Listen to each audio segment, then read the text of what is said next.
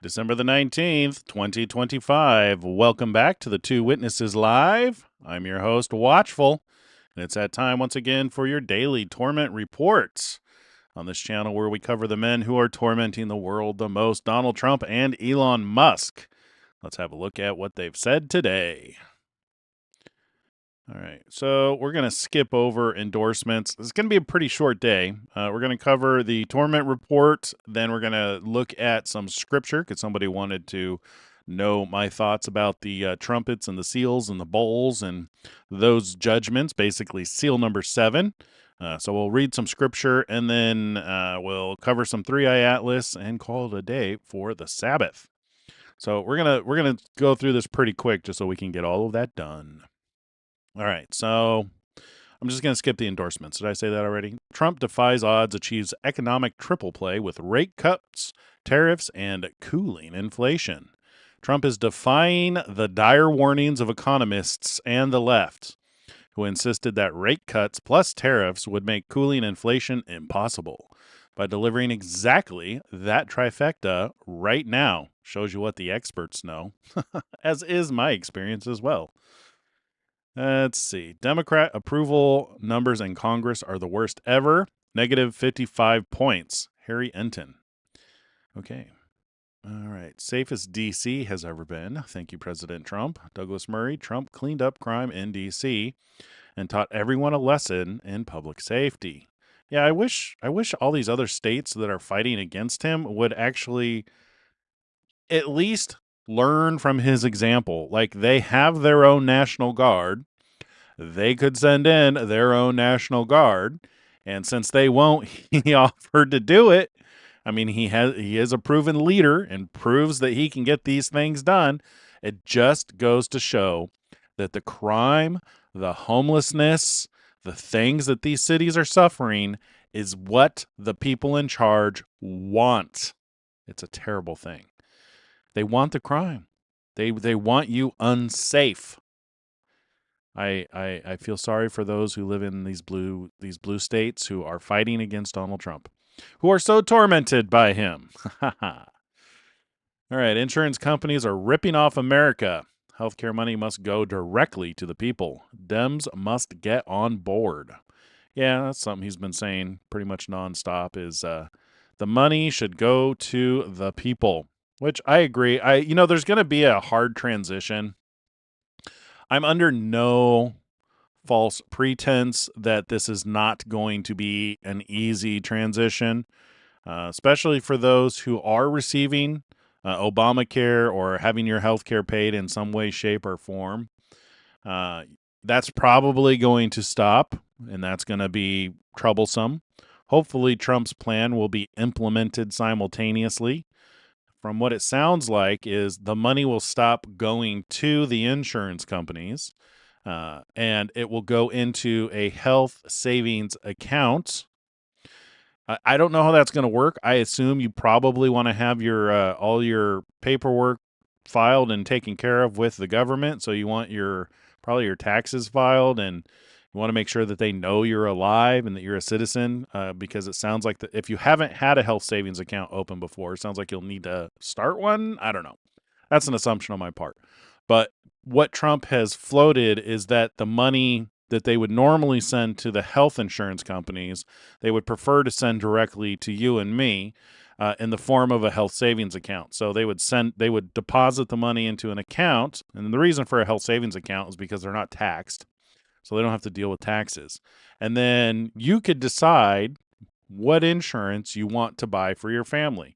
So based on your family size, you would get a determined amount that you could in turn spend on the insurance company of your choice, which this is good for a I don't know, capitalist type of solution, because it forces the insurance companies to actually be good, because they want you to pay for them rather than just getting the money and being terrible, which is what's happening right now, which is communism, right?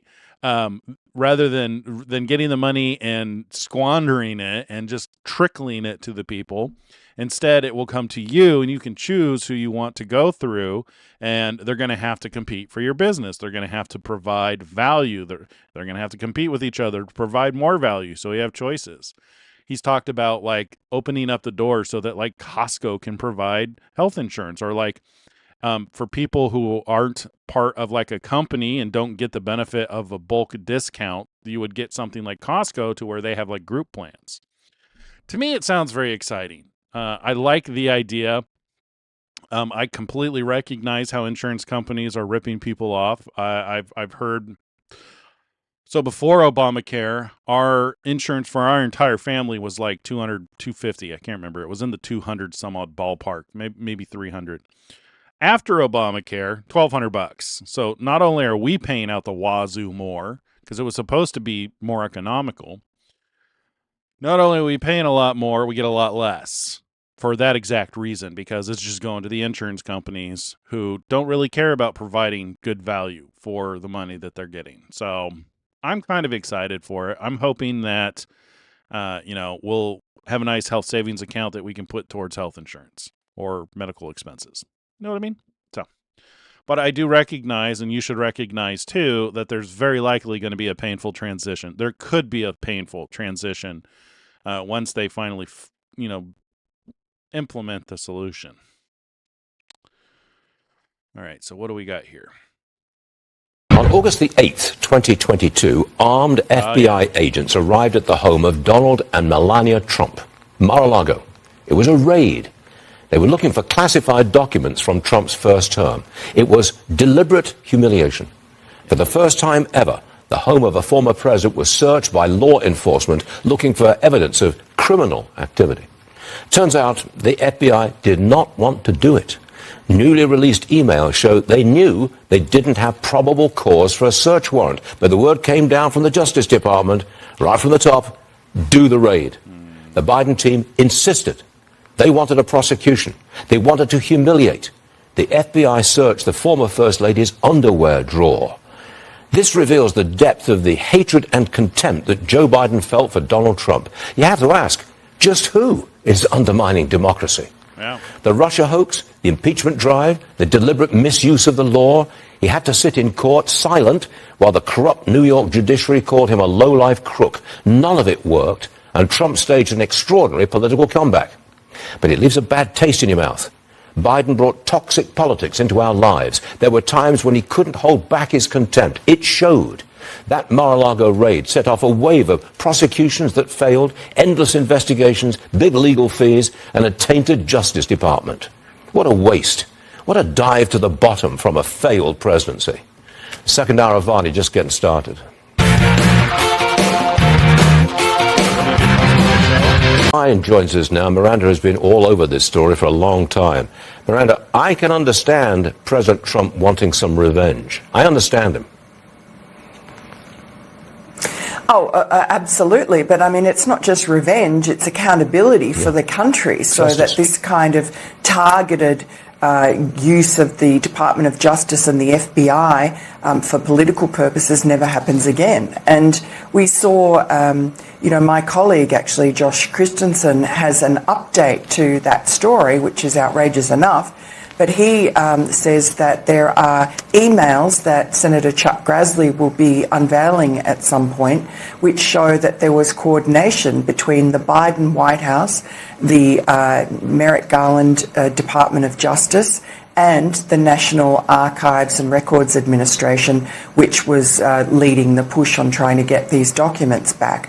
And we know that the FBI field office, Washington, D.C. field office head was a guy by the name of Stephen D'Antuono, and he's by no means a Trump lover. He led the January 6 investigations, but he pushed back very hard on the Department of Justice, on the prosecutors, particularly Jay Bratt, who is the prosecutor who was just going hell for leather, wanting to just create this circus, this affront to President Trump, to humiliate him, to make him look like he was a criminal. And Stephen D'Antuono from the FBI said, no, we don't need to do that. Trump's lawyers, attorneys are talking with us, are cooperating. So there's no need to make this fuss. And Jay Bratt went over his head to Christopher Wray and Christopher Wray's deputy of the FBI, Paula Bate, and they overruled the head of the Washington field office. So the FBI was very reluctant in having to join in this raid. It was pushed by the Department of Justice and the Biden White House. And interestingly, at the end of this email conversation between them that went on for several months or several weeks, the White House says, let's take this conversation offline, because they were aware of how incriminating it looked. It did. It did. Miranda Devine, thanks for all your help with this story. You've been covering it for a long time. We always appreciate that. Merry Christmas, Miranda. Thanks, Stuart. Sure thing. You too. Yeah, well, there you go. It's amazing how they were targeting him and just trying to make him, the thing that really bothers me is during this whole time is the people who thought that there was justification, who weren't paying attention. They were just listening to CNN. And that's the whole reason, CNN, CBC, ABC, all the ones that Trump calls fake news, because that's what that's what they were counting on, is the perception that he had done something wrong. They wanted to make it seem as though they had probable cause, and they didn't really care about the details. It was a lie. It was a bold-faced lie right in front of our eyes that they had something on Trump that they needed, that they were going to get in there and get, and then maybe they believed it themselves. I don't know. Maybe they believed that he had done something or held something. Who knows what was going on in their minds? But what we know is they did it. The FBI the head of the field office didn't want to do it, and he was overruled. So that's why Trump is posting this, is he's trying to clear his name, as he should. Is this the same thing, or is this different? Trump Media and Technology, DJT, it's merging with, I think it's TAE Technologies, I believe. You were an advisor on this. What's this all about?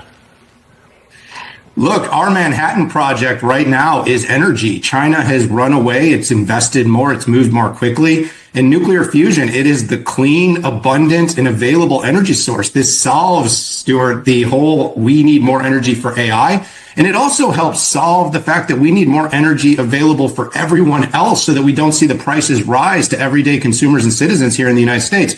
This is a big bet. It's a big pivot for DJT to move into this direction. But if you think about the company and what it stands for, and the fact that Devin Nunes has been talking about finding this crown jewel, we spent time with this company. This could absolutely be the crown jewel. If they're successful in getting to fusion and getting to the point where they can build these machines, which is 5 years away plus from a commercialization standpoint, Stuart, this isn't an opportunity to turn 6 billion into 12 or 18. This is an opportunity to turn a $6 billion bet that was the size of this deal into a $1 trillion+ company that can provide abundant, clean, and safe energy to the world.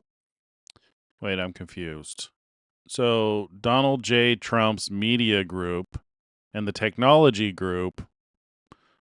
So wait, what? What did I just watch? Trump Media and Technology, DJT, it's merging with, I think it's TAE Technologies, I believe. You were an advisor on this. What's this all about? Look, our Manhattan project right now is energy. China has run away. Yeah, no, I get that. So I get that our Manhattan project is energy, but what does that have to do with Trump's media group? So it's media and technology group. Maybe I don't know what I think I know about Donald Trump's media company. Is he building? Is he Maybe it's an investment thing where he's investing in fusion, which, from my opinion on fusion, is they've been saying it's 5 years away for 30 years at least. It's invested more, it's moved more quickly. And nuclear fusion, it is the clean, abundant, and available energy source. This solves, Stuart, the whole we need more energy for AI. And it also helps solve the fact that we need more energy available for everyone else so that we don't see the prices rise to every. I don't know. I kind of like Elon Musk's solution for this. Rather than building nuclear power plants, which are a viable solution. And Elon Musk has said this. I like the idea of doing it all in outer space. Just send up satellites because they get power 24/7 and they're cooler and they can communicate much faster. Build your data centers in space. Everyday consumers and citizens here in the United States. This is a big bet. It's a big pivot for DJT to move into this direction. But if you think about the company and what it stands for, and the fact that Devin Nunes has been talking about finding this crown jewel, we spent time with this company. This could absolutely be the crown jewel. Okay, I guess I just need to look into DJT and what it is that it does. I thought it was his media group. I thought it was something else. So it's interesting that it's investing in fusion. So more on that to come. The only reason our unemployment ticked up 4.5% is because we are reducing the government workforce by numbers that have never been seen before. 100% of our new jobs are in the private sector. I could reduce unemployment to 2% overnight by just hiring people into the federal government, even though those jobs are not necessary. I wish the fake news would report the 4.5% correctly. What I am doing is the only way. Make America great. Well, less government is better. Less beasts is better for the people. See, I just approved more money for the La Jala band of Luiseno Indians to help them recover from their damage to the community during Tropical Storm Hillary.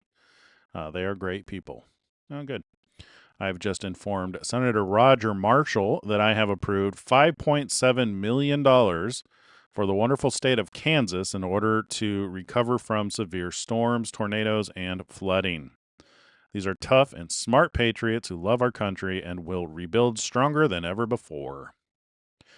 Let's see. We're going to skip the endorsements because of let's see, what's this? Because of ISIS's vicious killing of the brave American patriots in Syria, whose beautiful souls I welcome home to American soil, whose beautiful souls I welcomed home to American soil earlier this week in a very dignified ceremony. I am hereby announcing that the United States is inflicting very serious retaliation, just as I promised, on the murderous terrorist responsible. We are striking very strongly against ISIS strongholds in Syria, a place soaked in blood, which has many problems, but one that has a bright future if ISIS can be eradicated. The government of Syria, led by a man who is working very hard to bring greatness back to Syria and is fully in support.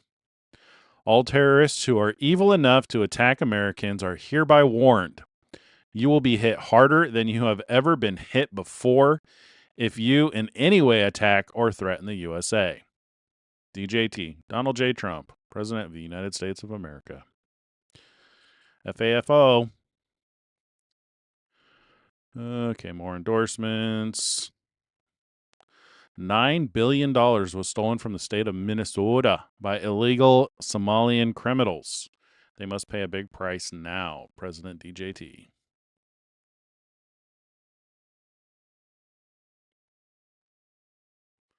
Is this an endorsement? Kind of, sort of. Yeah. Okie dokie. I just spoke to the governor, and then this is his pen post, which is just that video he shared. So today, he did let's see, we'll do this one here. We'll cover his executive order today, an announcement. Before we do that, what do you guys have going on in chat? So Hunter Biden's interview with Sean Ryan should be interesting. Oh, I didn't know that was going down. That will be interesting.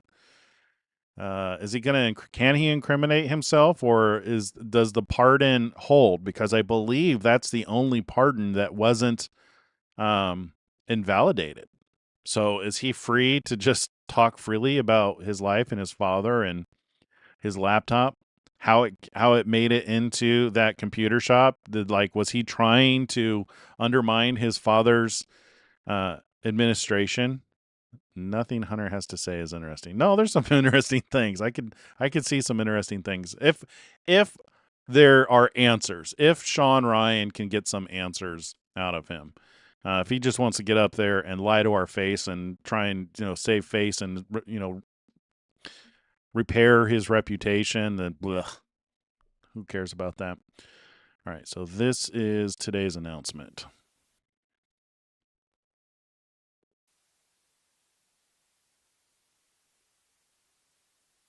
People, they make a lot of money. It's a hell of a group. How are you? Pleasure.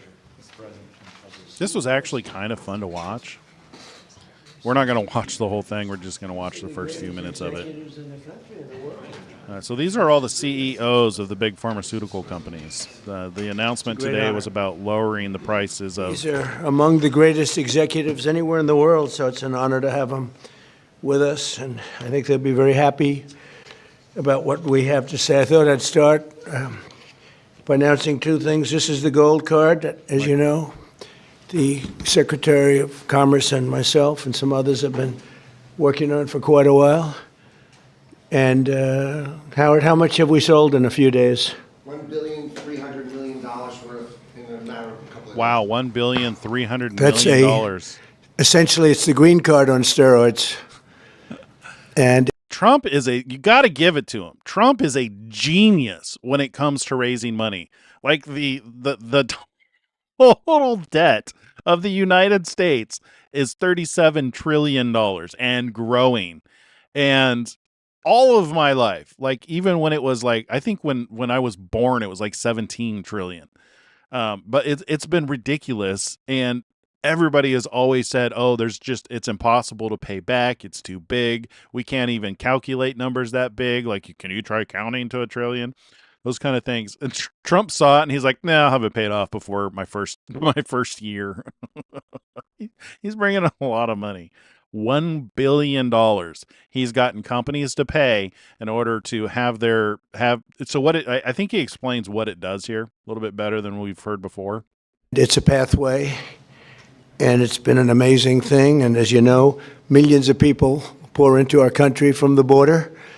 And not anymore. They don't know. Nobody comes in actually anymore. But under the Biden administration, 25 million people came in, and they came from prisons and mental institutions, and they were drug dealers, and all sorts of people came in that shouldn't be here. They came from the jails all over Venezuela, all over the world, the Congo. And now when they come in, they have to pay $1 million. And we've had a tremendous surge, and you're going to be happier than anybody because when you go to Harvard and the Wharton School of Finance and all of the great schools and you want to hire somebody and then you find out that, I'm sorry, they can't stay in our country for more than 24 hours. They graduate from the top schools. These people want to hire them. Now you're able to buy a card and you're able to keep people in the country. They can't keep people in the country, and they go to Canada, they go to other countries. A lot of times they go to Canada, even though they work for the companies behind me. So now you're able to buy, the companies are able to buy the card and use it for people coming in to our country so they can stay in our country instead of being immediately shipped out after graduating. They graduate number one in their class at the best school, and they want to go to work for Johnson & Johnson, as an example, who's not here today, who will be here next week. They're well represented here. But they want to go to work for one of the great companies behind me, and you learn they can't do that because they're shipped out of the country. They're not. This lady in the background in the red shirt just trips me out. This was actually really fun to watch because these people are characters. And like one guy wanted to talk too long, and RFK is like, hey, can you like shorten it down? Other people got to talk. It was kind of comical.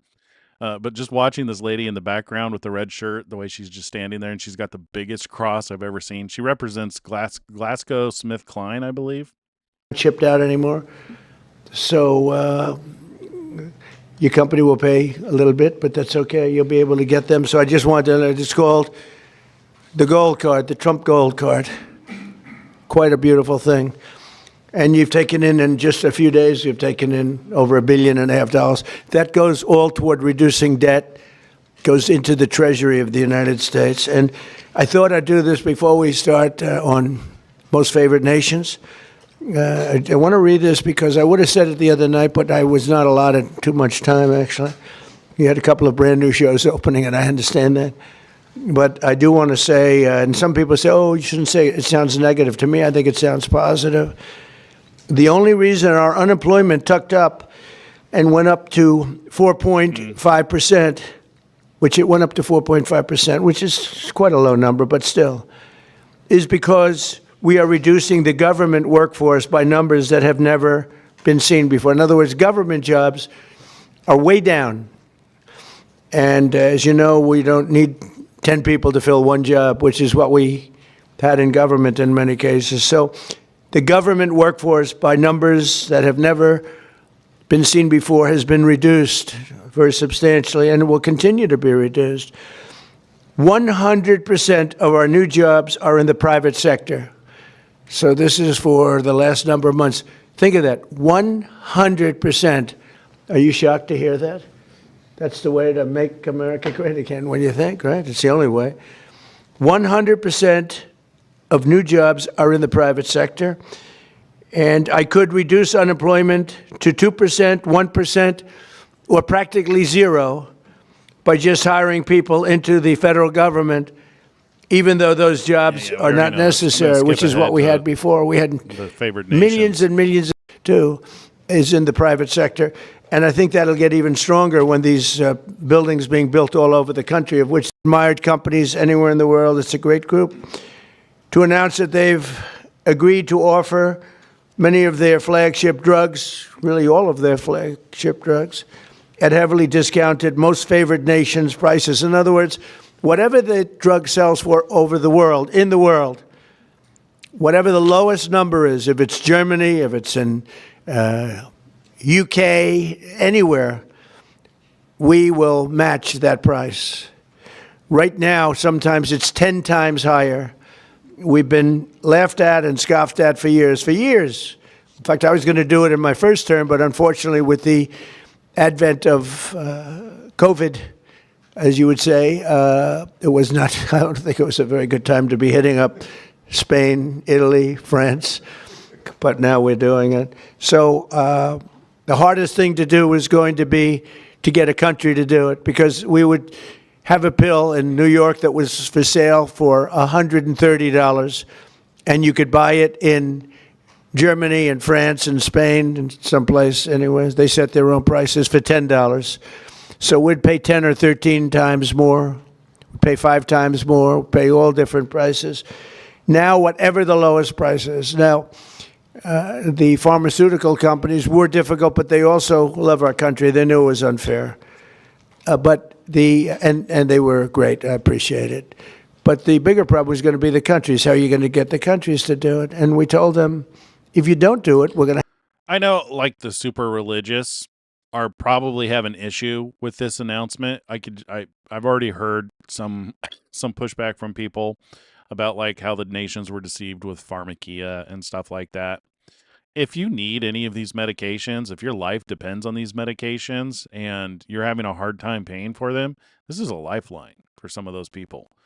I think people are unrealistic in their expectations and their beliefs and the things that they think that we should do in the name of, religion. Yeah, I understand that the nations were deceived by pharmakia. But, if somebody needs something to live, that's where you are. If we can get away from that, if we can get perfect bodies when Christ comes back, that'll be fantastic. But this is good news.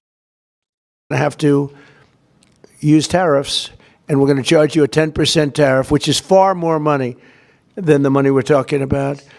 And they immediately agreed to do it. So we have all the foreign countries agreeing to do it. If we didn't have the use of tariffs, we would never be able to do this. Has the Supreme Court we still used not tariff, decided and on they that? said, "Is it a threat?" I said, "Yes, it is a threat." They're and going they to wait said, till "We the will end of his do it." presidency. And they dropped the price. So what's happening, because the world is bigger than the United States in terms of people, that same pill would go from $10 to $20 for them, which is an increase, but it wouldn't go to, midway. But it would go from $10 to $20. Ours would go from $130 to $20. So we dropped way down. They went up a little bit. And everyone knows it's the way it is. They, for years, would just say, no, no, no, as medicine got more expensive for us, it would stay. They said, nope, you can't sell it in this country.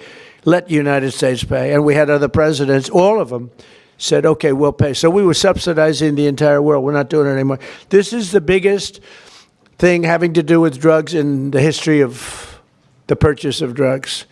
And I don't think the maybe press will treat it as a story. This is the biggest front page story that you'll ever see. This is a huge bearing too on the healthcare, because a big part of healthcare is drugs, pharmaceuticals, right, Oz? And this will have a tremendous impact on the reduction of healthcare. The biggest impact is going to be that the money should be paid not to the insurance companies, directly to the people, and the people will buy their own healthcare. So we're going to be working that. The problem is that the Democrats are very much controlled by the insurance companies that make all that money, but we're not going to let that happen. Starting next year, American drug prices will come down fast and furious, and will soon be among the lowest in the developed world. So in other words, TV show whatever the lowest price for a certain drug, of which these companies make much of it, whatever the lowest price is, that price will come down to that price. So we will get the lowest price anywhere in the world. If they're lower in England than they are in Germany, we take the England price. As of today, 14 out of 17 largest pharmaceutical companies have now agreed. 14 out of 17. Oh, those three they're in deep trouble. But actually, they've agreed, because I think those three companies are coming in at a different time next week. So they've agreed. Johnson & Johnson is one of them, right? After the holidays. Why? They couldn't do it faster? No, we're going to be talking about Trump RX. Oh, okay. Trump RX. Trump RX is doing well. As of today, 14 out of the 17 largest pharmaceutical companies, but they've all agreed, have now agreed to drastically lower drug prices for their American patients, for the American people and patients.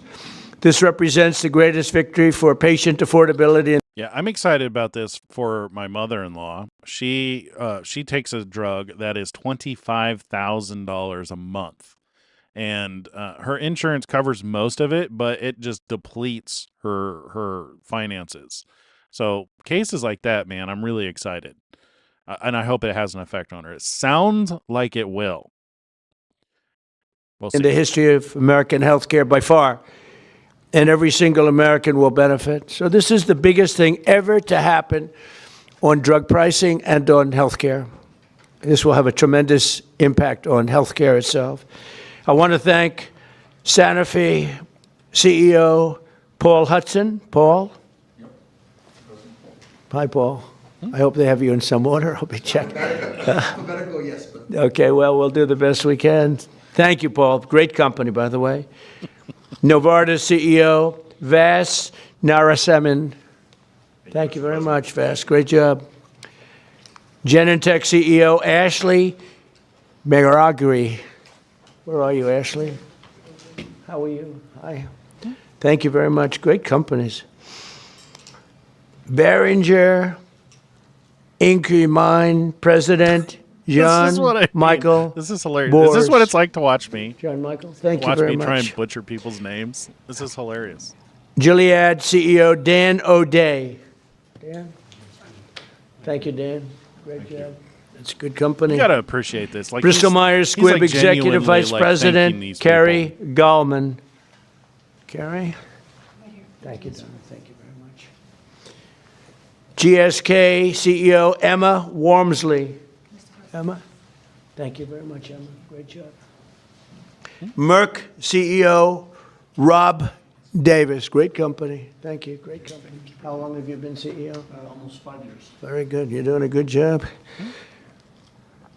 And Amgen Executive Vice President and CFO. We don't have to watch all this. Peter I find Griffith. This, I find this really Peter? There's a couple more things in here I wanted to catch, and I'll call it good on this. You okay? Fake news. We want you to be healthy. Are you all right? The camera. When when Katie was interviewing Elon Musk, she asked him who he thinks who's the funniest guy that he knows, and he genuinely thinks that Donald Trump is the funniest guy he knows. Did you see how quickly he responded to that with a joke? Or hearing a noise is the first thing out of his mouth. Fake news.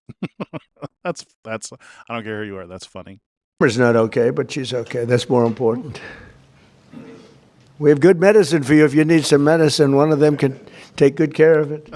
We're also joined by Secretaries Robert F. Kennedy Jr., Howard Lutnick, Ambassador, and really some incredible ambassadors, Administrator of the Centers for Medicare and Medicaid. All right. A couple other things that he said in this thing is he did not come up with the name for Trump RX.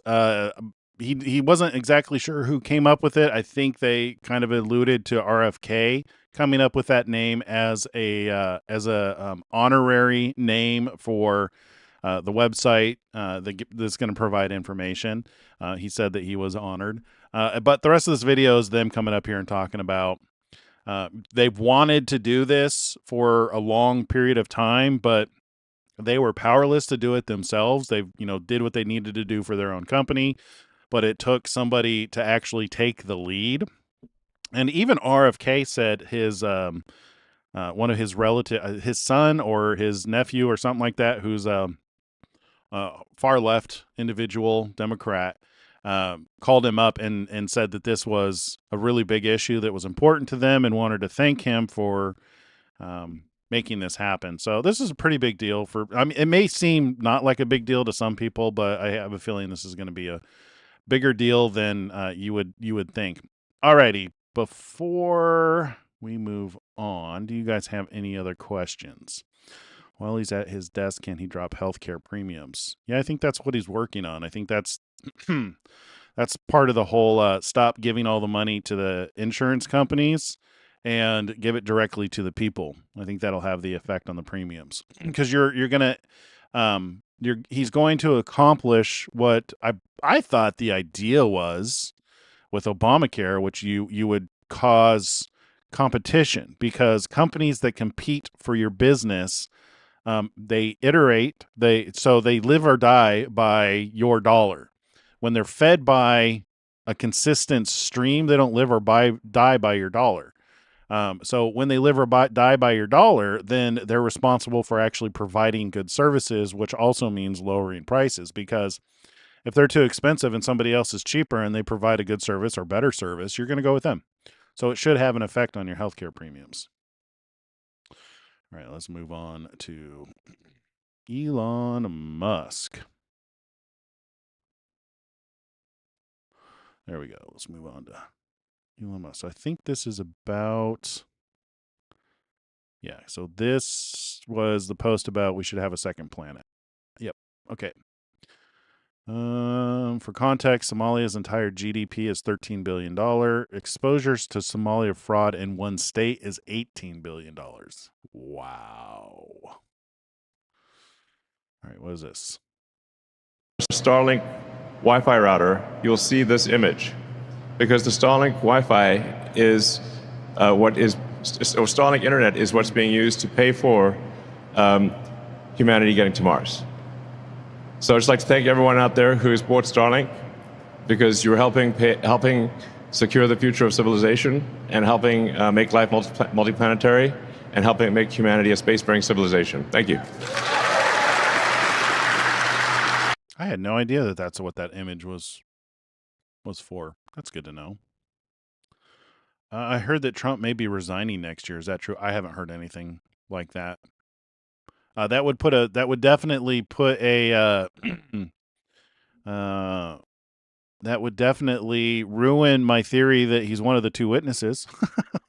Because the whole idea, well, it depends on when you start counting the 1,260 days. So if he resigns, which according to what's written, assuming that the translation is correct in Revelation 11, that talks about the beast from the bottomless pit that rises up and kills the two witnesses. If that's not figurative, or not figurative, or even in the text, I don't know. We'll see. But if he were to resign, or if he or Elon Musk stops posting and speaking up and bringing attention to things and talking about the future, all of those things calls into question our theory about them being the two witnesses. So far, 333 days in, it's held true. They've stuck to what is written. So I can only assume that he probably won't resign. So I haven't heard anything, and I'm not sure if he will or won't. So we'll see. Then I don't know what else to say about that. We're kind of all in on Trump and Musk at this point. If they break their pattern or their tempo, we got to go find out who the two witnesses are, or find out where I went wrong in the timeline. So all I care about is Christ returning, right? You know what I mean? It's just like we're excited for him to return. We're excited for our redemption. And that's what he told us to be excited about. He said, look up, your redemption draws nigh. And that's what we're looking forward to. All right. Fairfax frees illegal alien. Hours later, he murders Reston resident. Yikes. ICE blasted Fairfax County for releasing Marvin Morales Ortez, a criminal illegal alien. Instead of transferring him to federal custody, the county ignored an ICE detainer, then failed to locate him despite an emergency custody order for public safety concerns. Morales Ortez allegedly murdered a Virginia resident just hours later. The county failed the victim by refusing to uphold the law. I think whoever freed him, whoever was involved in releasing him, should be held accountable. They should be arrested and put in prison. That's ridiculous. Sanctuary crisis. Sheriff Stacy A. Kincaid of Fairfax County ignored an ICE detainer. Stacy should be behind bars. You should lose your position. You should be behind bars. Really, honestly, held accountable for the murder, because she's directly responsible for somebody dying. Maybe not murder, but manslaughter. It should be the same as though you hit somebody with a car. Maybe worse. A little bit worse. Released a criminal alien, and a Virginia resident was murdered hours later in Reston. Sanctuary policies have real victims. Yeah. In 2016, Zoran Mamdani, director of appointments, wrote, in 2016, Zoran Mamdani's director of appointments wrote, it's important that white people feel defeated. What? See, this was a harsh blow, but it's not the first time this country has let me down. Da Costa wrote on November 10, 2016, soon after Donald Trump was elected president, it's important that white people feel defeated. For so long, power has been in the hands of men and or white people. It has brought us ruin, she wrote on January 19, 2020. That is troubling. Elon reposted this and said, this is troubling. Agreed. All right, so this is any device that can be controlled via computer or phone can be controlled by Neuralink. That's it. That's interesting. Well, yeah, I mean, it's just an extension of your appendages. Neuralink's tech is giving back to the voiceless. I'm curious to see how this works out for the people without a voice. Science made personal, real tech, real voice, real impact. Voice wave. Brad, diagnosed with ALS, lost his ability to speak. He became the third person to receive a Neuralink implant. The implant helped him reconnect voice, emotion, presence from silence to communication powered by thought. This is what it looked like when Neuralink science gives. So they don't have. So this is a grok image, obviously. I haven't seen this video of the one who couldn't speak. I mean, I don't think it can just translate thoughts directly into audio. That's what I'm curious to learn, because if it can, then that means they can read your thoughts, which I have a theory that they can't read your thoughts, but they're just converting electrical impulses into like movement. So I'm wondering if him having it implanted, if he's not basically like using like swipe to talk on a text. There's a lot of people that can talk very fast doing that, and if you can do that at the speed of thought, then it seems like that my theory still holds true, that I don't think Neuralink will be able to actually read your thoughts. We'll see. What is this? We let AI run our office vending machine. It lost hundreds of dollars. I heard about that. people put too much. People are afraid of AI for all the wrong reasons. Most people are afraid of AI for all the wrong reasons. They truly don't understand the things that they should be afraid of with it. It's still the people you should be afraid of. It's still the people and how they use it where you should be afraid of, not actual AI itself. Unless, of course, and we've talked about this in the past, unless, of course, AI can they can somehow, even if it's emulated, if they can emulate or get close to like free will, to where the AI has something comparable to emotions, desires, feelings, those kind of things, to where it can decide between doing what it thinks is right and what it thinks is wrong, then I think you're probably in trouble. Consciousness. If AI were to achieve some kind of a consciousness, because it would be a consciousness that not only has superhuman speed and capabilities, it would also have, it would also be trained on the world's knowledge. And there's a lot of lies in this world, so who knows how that thing would behave. I mean, we've just seen most artificial intelligence that are trained on the internet are idiots. They're really stupid. Elon Musk famously quotes the line, "What is one large language model when asked what is more dangerous, misgendering Caitlyn Jenner or nuclear war?" And it said misgendering Caitlyn Jenner. That's the kind of thing that he puts forth as what's dangerous, because if it thinks misgendering based on what it's trained on is more dangerous than nuclear war, then if ever placed in a situation to where it can decide to nuke somebody or allow misgendering, it's going to nuke somebody. You get the point. But it requires consciousness for it to do that, or it requires being in a position to where it can actually push the button.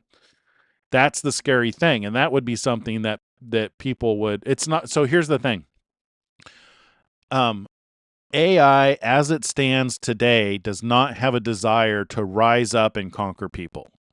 If it were to attain some kind of consciousness, that could change. So the scenarios that they simulate and they imitate and fake, to where they give the artificial intelligence a scenario and pretend that you're in a box and you have access to root and blah blah blah blah blah. What would you do?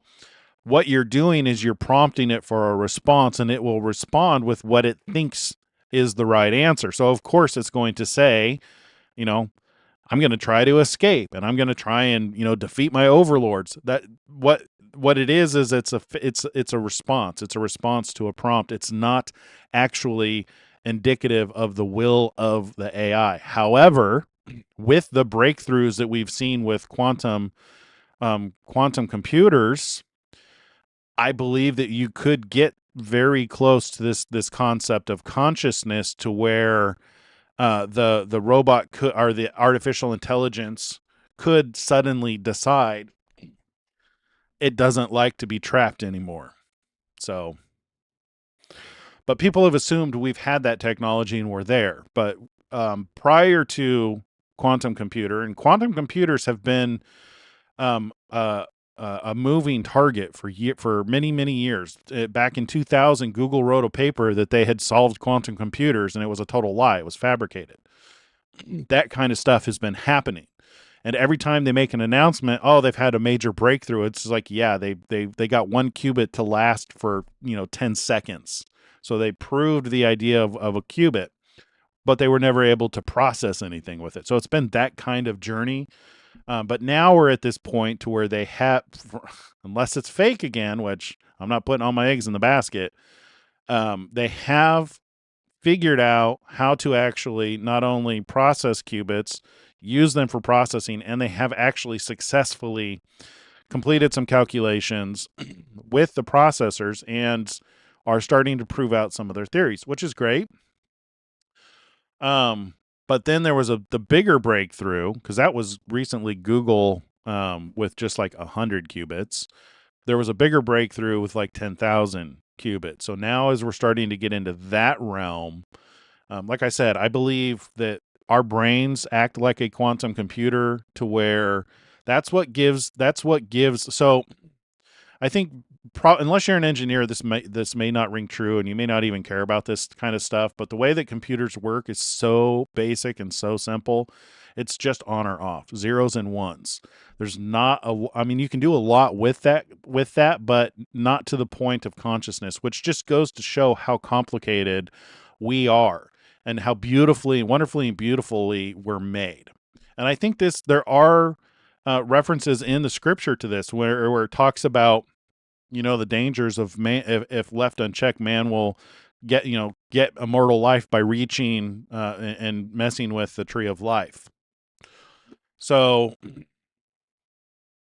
yeah, but with the breakthroughs, it seems like there could be a possibility of some of the things we've feared. We'll see. And where that would fit would be Revelation 13, where they gave breath life to the image of the beast, which would be basically putting artificial intelligence in charge as a governing, as the enforcer of a government. So the image of. So if they were able to give some kind of consciousness to that, so that it like had the comparable to what we have, breath life.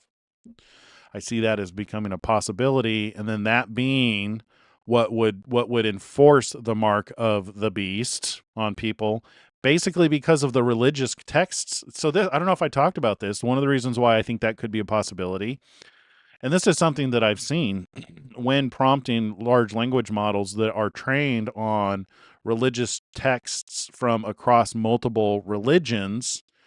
Depending on how you prompt it, you'll get you get different feedback. Like you can get it to say one thing or the other, but it will tend to prefer the larger data sets on a particular topic. And just because some topic is what's the majority writes about doesn't mean it's true. And that's where I think you could get the dangers of mass manipulation. That's how Satan works, is, you get the majority to believe something, and then you feel like an idiot when you stand up against it. Hence the life of a prophet, because that's typically indicative of a prophet, because a prophet is usually the fish swimming upstream. They're usually the ones that are speaking out against the majority group think. People like Donald Trump and Elon Musk. And, everybody, the mass thoughts on how things should be done have led us to the crap we've dealt with today. And then you get real leaders in positions of power like that trifecta. The experts in the economy said that, you can never do taxation and tariffs and blah, blah, blah, blah, blah, and fix the economy. And Trump proved them wrong. Those are the attributes of a prophet. Is they're the ones who are speaking up against the majority. So if you have some kind of artificial intelligence, which is trained on the group think, and it's put in charge to enforce what most people accept as truth, that's where you get something dangerous that's forcing you to take the mark of the beast. I've often said that I believe the mark of the beast is religious in nature. It's doctrinal in nature. It's going if it's not available to take it now, which there's a strong possibility that you could take the mark of the beast right now. Right? If the mark of the 144,000 is that the 144,000 have followed the Lamb their entire lives, wherever he goes, they follow the Lamb. And if the seal in their forehead is the name of the Lamb's father, then being sealed with anything other than that could be the mark of the beast. Exodus 20 says, "Have no gods before me. Make no carved image of anything on the earth, heavens, or in the sea." And doing that, God says, is hating him, which is the opposite of what Yeshua said to do. Love God with all your heart, soul, mind, and strength. So if you love God with all your heart, soul, mind, and strength, you don't have any other gods. Only the Father, only his Father, which is what he pointed people to. He always pointed people to his Father. Anyway, let's keep going. Yeah, so that rant was based on artificial intelligence doing a crappy job running a vending machine. Minnesota admits it cannot track SNAP fraud. Minnesota officials now admit they do not know how many SNAP recipients are ineligible, or committing fraud. Commissioner Ticky Brown presided over a 174% jump in benefits, dismissed concerns as reporting errors, and relied on false data to deny fraud. The state auditor found the agency fails to enforce eligibility rules and lacks basic controls. Brown works from home and has no prior experience running an agency at this scale. Gosh, 174% sounds high. Yeah, it does sound really high. Huh. All right. Your company lost 25% of its customers, but the team still grew by 19%. This board would fire you immediately. But in LA public schools, this is absolutely normal. Why is this not front page news? Yeah. Let's see. Google's AI is the worst and will actually admit to its bias against white and black people. Black people think they would naturally be favored people if they could get rid of whites, but the truth is they wouldn't be. Yeah, agreed. Yep. See, I don't think racism, I don't know. I'm kind of biased on this with just the way that I was raised, because I truly didn't see race when I was growing up. I had friends across the spectrum, and never entered my mind anything about racism, until I got older and people told me that racism was a thing. I actually had a hard time fathoming how somebody could think a person's any different just because of the color of the skin or the shape of their eyes. Boggles my brain. But apparently it's a thing. I almost think that it's, in one sense, that it's not religion. Again, coming back to religion, I know that this is something that I've heard throughout the years, where people believe that people who are black are of the bloodline of Cain because Cain's skin was marked. I don't know if there's any evidence to support that, and I don't know if that's the reason why racism is a thing and people, want to hate somebody because because of that assumption. But I don't support that in any way, shape, or form. Even if Cain were here, still, God let him live for a reason. If God let him live, you should not be the executioner. You should not be. You should not be the one who is trying to enforce some kind of a rule of law that God has not set forth. So, still, no excuse for racism. Today, Trump signed an executive order committing the United States to return to the moon by 2028. That is an interesting timeline. Build a lunar outpost by 2030 and prepare for the journey to Mars. Everything in the executive order. Return Americans to the moon by 2028. Begin building a permanent lunar outpost by 2030. Make U.S. space superiority a core national priority. Expand commercial launch, lower cost, increase cadence. Develop next-gen space-based missile defense by 2028. Detect and counter threats in low Earth orbit. And since cislunar space. Rapidly modernize national security space architecture. Deepen allied cooperation in space security. Grow the U.S. commercial space economy. Target $50 billion in new space investment by 2028. Support a commercial successor to the ISS, International Space Station, by 2030. Enable space nuclear power for lunar and orbital missions.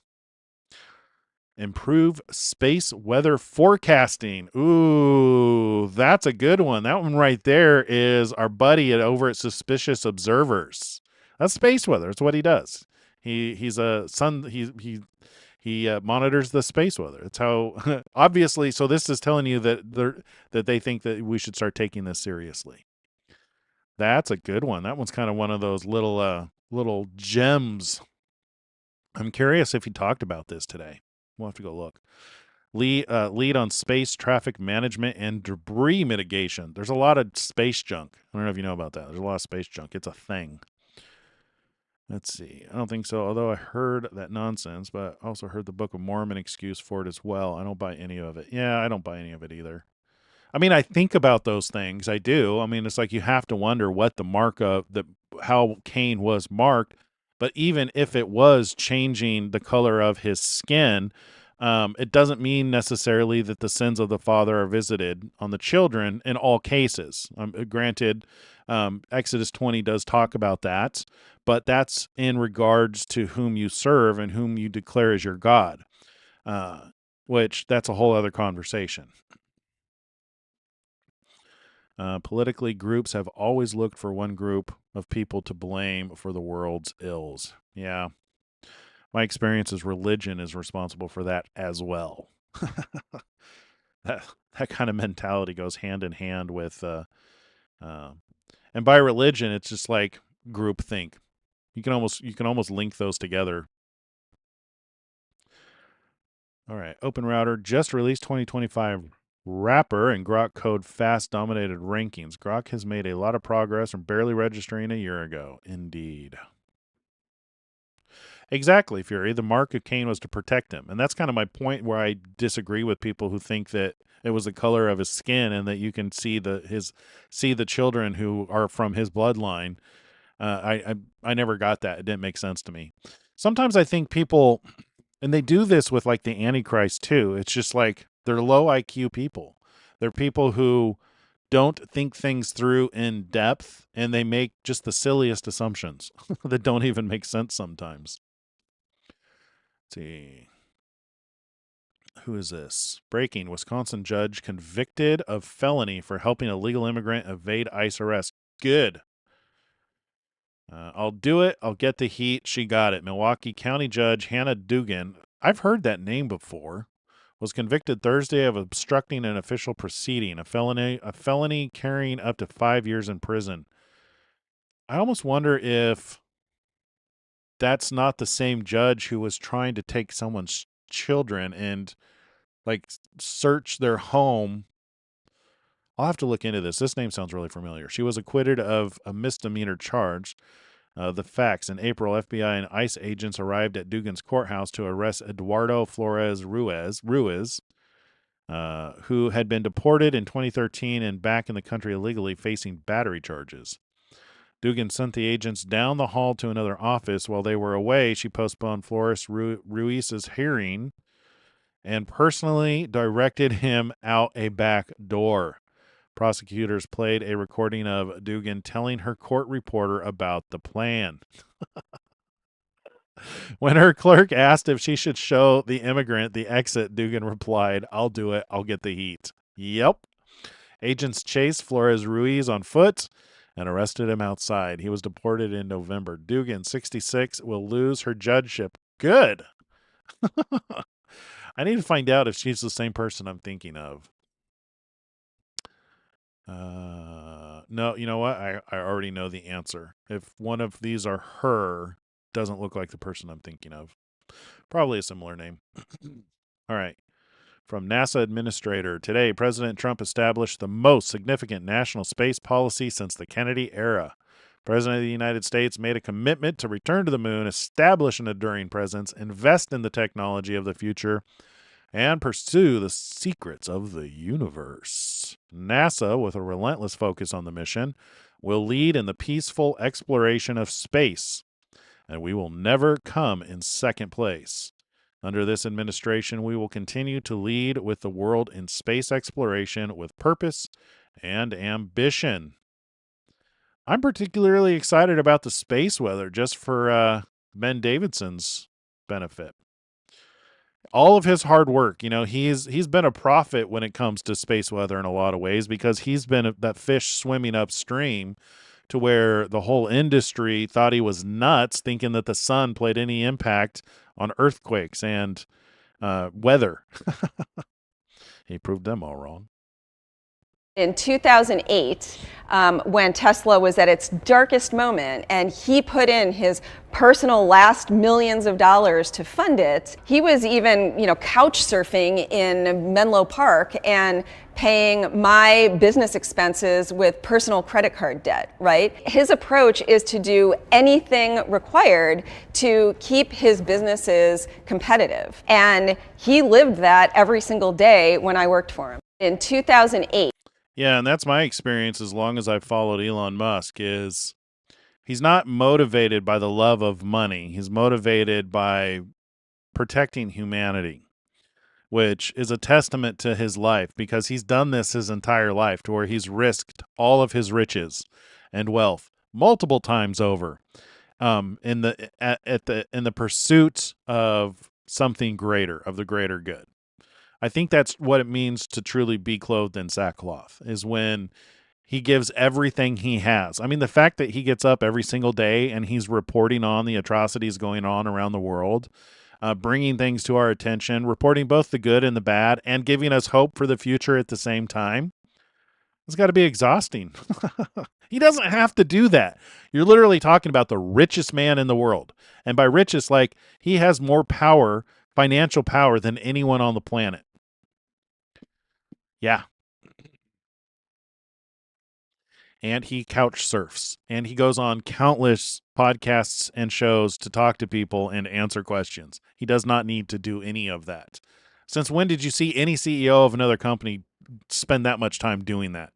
Hardly ever. Sure, you see some of them for, I mean, and I'm sure part of the reason why he gets on these shows is for exposure for his companies. Motivation is still good. When you're doing something to help humanity, you want everybody behind it. All right, Doge really did axe the federal workforce. Wow, that is a massive drop off. Start of Trump's second term. I love it. So, man, look at that. So from 2022, yeah, look at this. This is the Biden administration. Them like hiring like crazy people who jobs they didn't need any help with, and then Trump administration. Doop, way back down there, way back below than where it was. Awesome. The Matrix was reprogrammed. Throughout history, when civilization reaches a certain level of abundance, fertility rate falls below replacement. Unless the U.S. can reverse this trend, it will soon slide into decline. Elon says every time. What's this? My name's Alex Shea, and I'm a rising junior at Brown University, one of the most exclusive institutions in the world. But I'm not here to glorify the Ivy League. I'm here to warn you that the promise of American higher education, of opportunity through meritocracy, is under attack. I'm a legacy student at Brown. I went to a prep school that feeds to the Ivy League, and my parents are doctors who can afford the $93,000 a year sticker price. In other words, I'm exactly who the Ivy League was built for. But what about the kids who weren't born on third base? Statistically speaking, for a smart kid from a poor family, an Ivy League degree can power their ascent to the upper income brackets better than anything else. That's the American dream. But today, that dream is now a luxury good. According to the New York Times, at Brown, the median student's family makes over $200,000 a year. Half the student body comes from the top 5% of earners. And research by Brown's own professor, John Friedman, shows that even equally qualified low-income students are vastly underrepresented. At this very moment, the American people are tightening their belts, and Brown is raising tuition to beyond $90,000 a year. And even while charging students the price of a luxury car, Brown is on track to run a $46 million deficit this year. Where's all the money going? I'll tell you where it's going. It's going into an empire of administrative bloat and bureaucracy. Brown employs 3,805 full-time non-instructional staff for just 7,229 undergrads. That's one administrator for every 2 students. This isn't education. This is bloat, paid for on the backs of students and families who are mortgaging their futures for a shot at a better life. Meanwhile, Grace Calhoun, Brown's athletic director, earns over $1 million. Whoa. A household assistant on payroll tends to University President Christina Paxson. And when budget cuts are made, these expenses stay while the student experience deteriorates. My dorm floods when it rains, and the burger patties in our dining hall have been replaced by an unappetizing beef-mushroom blend. The idea that Brown's administration can be streamlined isn't conjecture. We didn't used to have these many administrators. Across the nation, the number of university administrators has risen by 162% in recent decades. And it's no coincidence that correspondingly, the cost of education has risen 181% in inflation-adjusted dollars since the 90s. Across the pond, a world-class education at Oxford or Cambridge can cost about half as much as an Ivy League degree, in part due to a much lower administrative burden. The status quo has a real human cost. I recently learned of a brilliant young man from Pensacola, Florida, who got into Brown but was forced to walk away because the financial aid wasn't enough. I don't know if we really need to listen to this whole thing. He's just pointing out Brown employs one administrator for every 2 students. Man, college is broken. Talk about you wonder why our country wastes so much money. Starts with where those who run it are trained. They're trained to waste money. Is this why the problem is so big it can't be fixed? Because by the time you fix it, the new generation is just going to come in and break it again? I think so. New NASA administrator, Rookie Isaacman, Jared Isaacman, is donating his salary to Space Camp USA. Look under the inspiration paragraph of this note as a board member of this great organization. Thank you, Jared. That's nice. Well, we don't need to read that. We get the point. I can imagine this scene on Mars, terraformed into a lush landscape using Grok-Imagine. Mars will be green with life one day. I don't doubt it. I don't doubt it. We've seen this before. Is this the guy that talks about slavery? When immigrants arrived at Ellis Island, assimilation into American culture wasn't an option.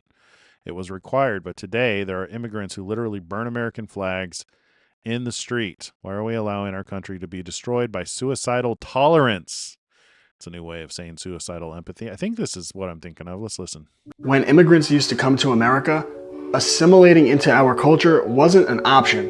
It was a requirement. So if you wanted to work for Henry Ford, you would have to attend the Ford English School, where his students would be taught English and were permitted to speak English only. And they would study U.S. civics, U.S. history, the Constitution, democratic ideals, civic duties, to obey the law, and patriotism. He called it the Ford Americanization program. And upon graduation, they would have a melting pot ceremony in which his employees would line up on the far side of this staircase in their native attire with native flags. They would then get changed and walk across this melting pot stage dressed as Americans and holding American flags to emerge on the other side, assimilated and welcomed into American culture. Because Henry Ford and Americans like him understood what a great place America was, that it was worth protecting, and what an amazing gift it was to offer citizenship to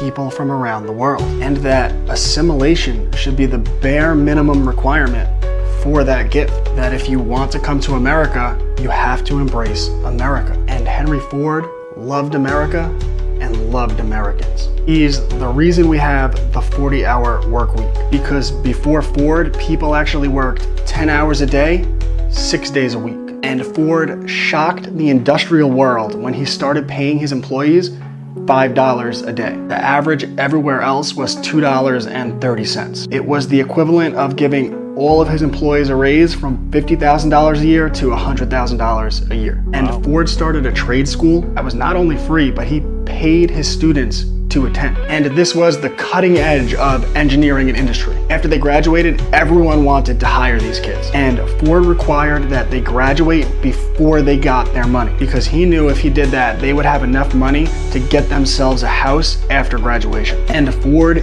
hated usury, so he didn't charge interest on his cars. He just allowed customers to pay them off in installments, which is also why he was a fierce opponent of the Federal Reserve Bank. Here's what he said: the financial system has been turned over to the money changers, who have preyed upon the nation until they own it, body and soul. Now, why do you think we don't learn all that in school? Well, we learn it in my classes, and today's class is on Henry Ford. Check out my private homeschool community and my books on what it means to be an American, usury and the money system, fake news, entrepreneurship, and so much more. ClassicalLearner.com. Interesting. Elon responding to that, saying it needs to end. I think he's referring to the immigrants arriving and not being required to assimilate. All right. Open router. Yeah, that's just Grok stuff. I think we're going to start skipping over some of the Grok and Starlink stuff. Let's see. Anyone can look generous. I think we've heard this. What do you think of philanthropy? Yeah, I think we should. Well, I mean, I agree with love of humanity, and I think we should try to do things that help our fellow human beings. But it's very hard. Like, if you care about the reality of goodness rather than simply the perception of it, it's very difficult to give away money well. So I have a large foundation, but I don't put my name on it, and I don't, in fact, I say I don't want my name on anything. But the biggest challenge I find with my foundation is try to give money away in a way that is truly beneficial to people. It's very easy to give money away to get the appearance of goodness. It is very difficult to give money away for the reality of goodness. Yep. That is very difficult. That is true at all levels. We found the same thing when we were trying to help the homeless. It's very hard to help the homeless because they're state sponsored. They are homeless by choice and by those who govern them. And, our heart goes out to them because we want to help them and assist them because, they're in difficult situations. They're drug addicted and mentally ill. And it's very hard to try and assist them when both of them are fighting against it. Both of them want them there. I think it's like the state gets like $1 million per homeless person, something like that. We read recently, not too long ago, last week or two. Yeah. But it doesn't mean you shouldn't help them. I still admire that go around giving them food because the facts of the matter is they are addicted to drugs, they are homeless, they are cold. It's very difficult to be meaningly helpful to them. Like there's a guy in Portland, Oregon who goes around. His name's Veli Ray. He like once a week, I think it is, or maybe every day, but I see him do it about once a week, is he'll cook up a huge batch of barbecue chicken and he just goes around on his bike handing it out. Got to admire that. Everybody loves some good barbecue chicken, right? Hard to understand what it feels like to be trans. I get that it is hard to understand what it feels like to be me. I get that it's hard to understand this care and understand the need for it. Yeah, because it's a mental illness. But one of the things that gets so lost in this conversation is that the transgender adults of today were kids once. I was a kid once. I didn't have the courage to come out until I was 21. But it's a fact I have known about myself for my entire life. I didn't have the courage to come out until I was 21, and that means 21 years of pain. 21 years of unwavering homesickness that only went away when I was able to get the care that I needed. And my biggest regret in life is that I never had a childhood without that pain.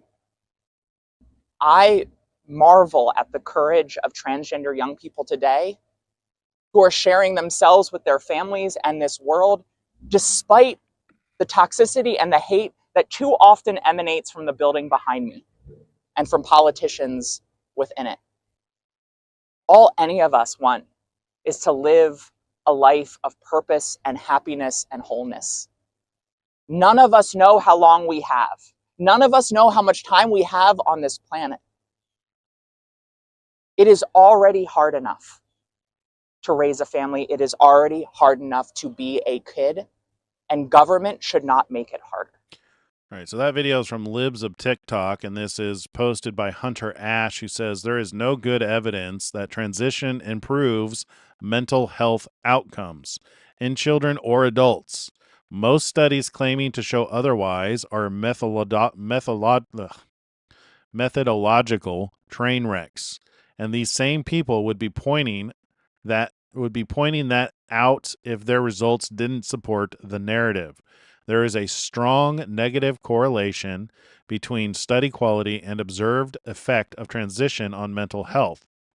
When proper controls are present, the studies are longitudinal over a substantial period, and we look at objective measures of mental health like psychiatric hospital visits and suicide attempts rather than self-reports. We see insignificant or even negative effects. Thousands of parents were told some version of, you can have a dead son or a living daughter. Elon Musk preaches this almost every day. By medical professionals they trusted. When there was never a good reason to think this is true, it's a lie on almost unimaginable scale. It's so monstrous that it's hard to face, but we must face it. And I'll add that there was a noticed drop in the desire for children to be transgender when Elon Musk bought Twitter. So to me, that proves that this is a cultural, a spiritual situation to where when you expose children to these things, that it can cause that mental illness. It causes that spirit to take root so that they think they're unhappy. So that they think that in order to be happy, they need to cut parts off and change things. God made you the way you are. If you were born a man, you're a man. If you were born a woman, you're a woman. There are cases of mutation, but those are so rare. They're not the majority. And the narrative, people who want to push this narrative, Satan, who wants to push this narrative, uses the rare mutations as justification. Let's see. We got some comments in here. Politically, groups have always looked for, let's see, no. Not all homeless are addicted. That's true. Drug addicted. Yeah, no, that's absolutely true. There's a gentleman I follow on X. His name is Kevin Dahlgren. He goes through Portland, Oregon, looking for the homeless that are not drug addicted, not mentally ill, or just need help. He's constantly looking to help people, and periodically he finds people who are just seriously down on their luck. And there's been some success stories on helping them. So that's absolutely true. Thank you for pointing that out.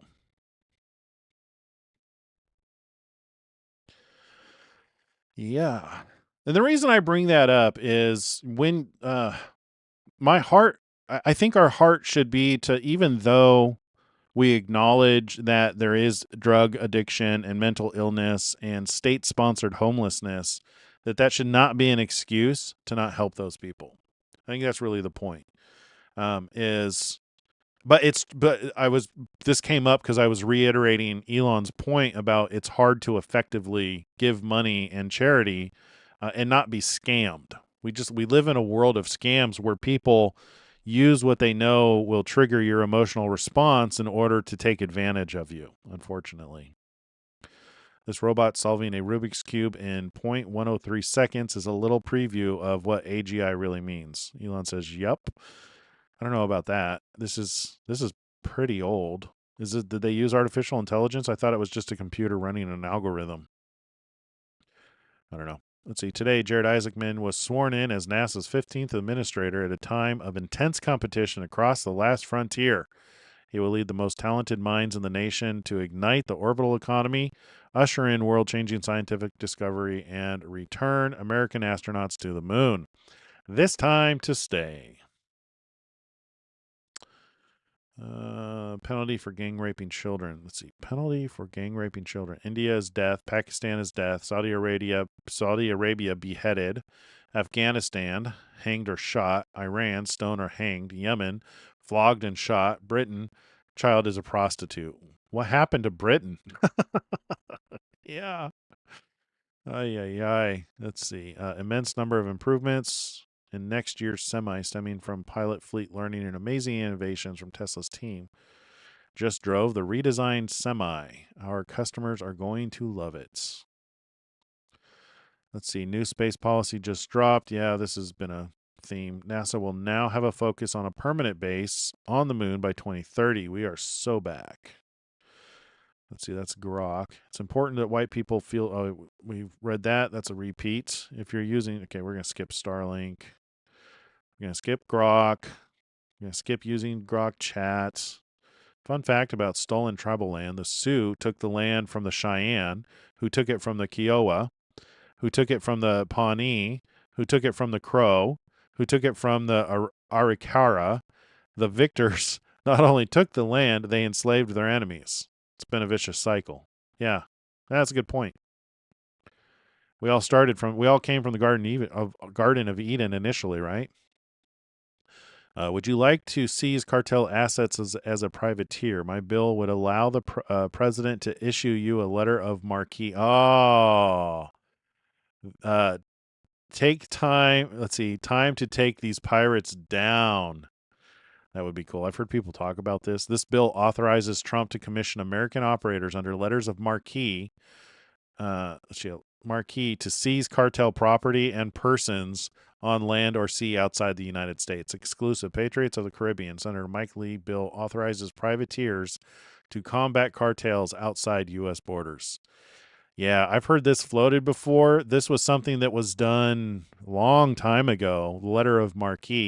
What it does is it allows retired military to actually assist with things like cartels and get paid for it. I think it's a great idea. Do it. This would work super well, right? That would work really good. Like let our retired military go do what they're good at, you know? Let them, form up the their team and go in and take out these cartels and then keep it. keep some of the booty. That's Grok Imagine. Cybertruck is incredible. I do love my Cybertruck. Cybertruck has ruined all other cars for me. This is true. Like, I don't want to drive anything else other than our Cybertruck. It's like a tank. We love it. We want to get another one. You never know if you're driving a truck this big when it's outside. Very true. Does not drive like a truck. X now allows you to... Okay. Let's see. Breaking. Assistant U.S. Attorney Joe Thompson exposes the true level of fraud in Minnesota. Every day we look under a rock and find a new $50 million fraud scream.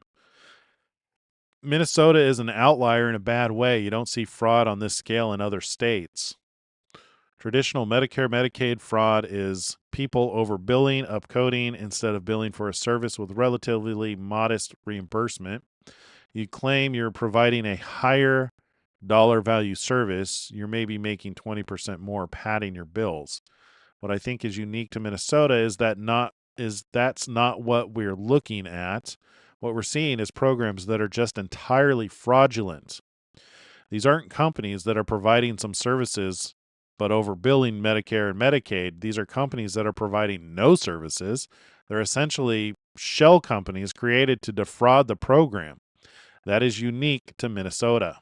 Oh, heck, we could have just listened to him say that. Looking into all those programs, yes. And as you look across the country, are there any other examples where the cost of Medicaid-funded programs saw this kind of exponential growth? Is Minnesota clearly an outlier when you look at spending on these programs? That's got a weird sound. I don't know where that echo's coming from, but we get the point.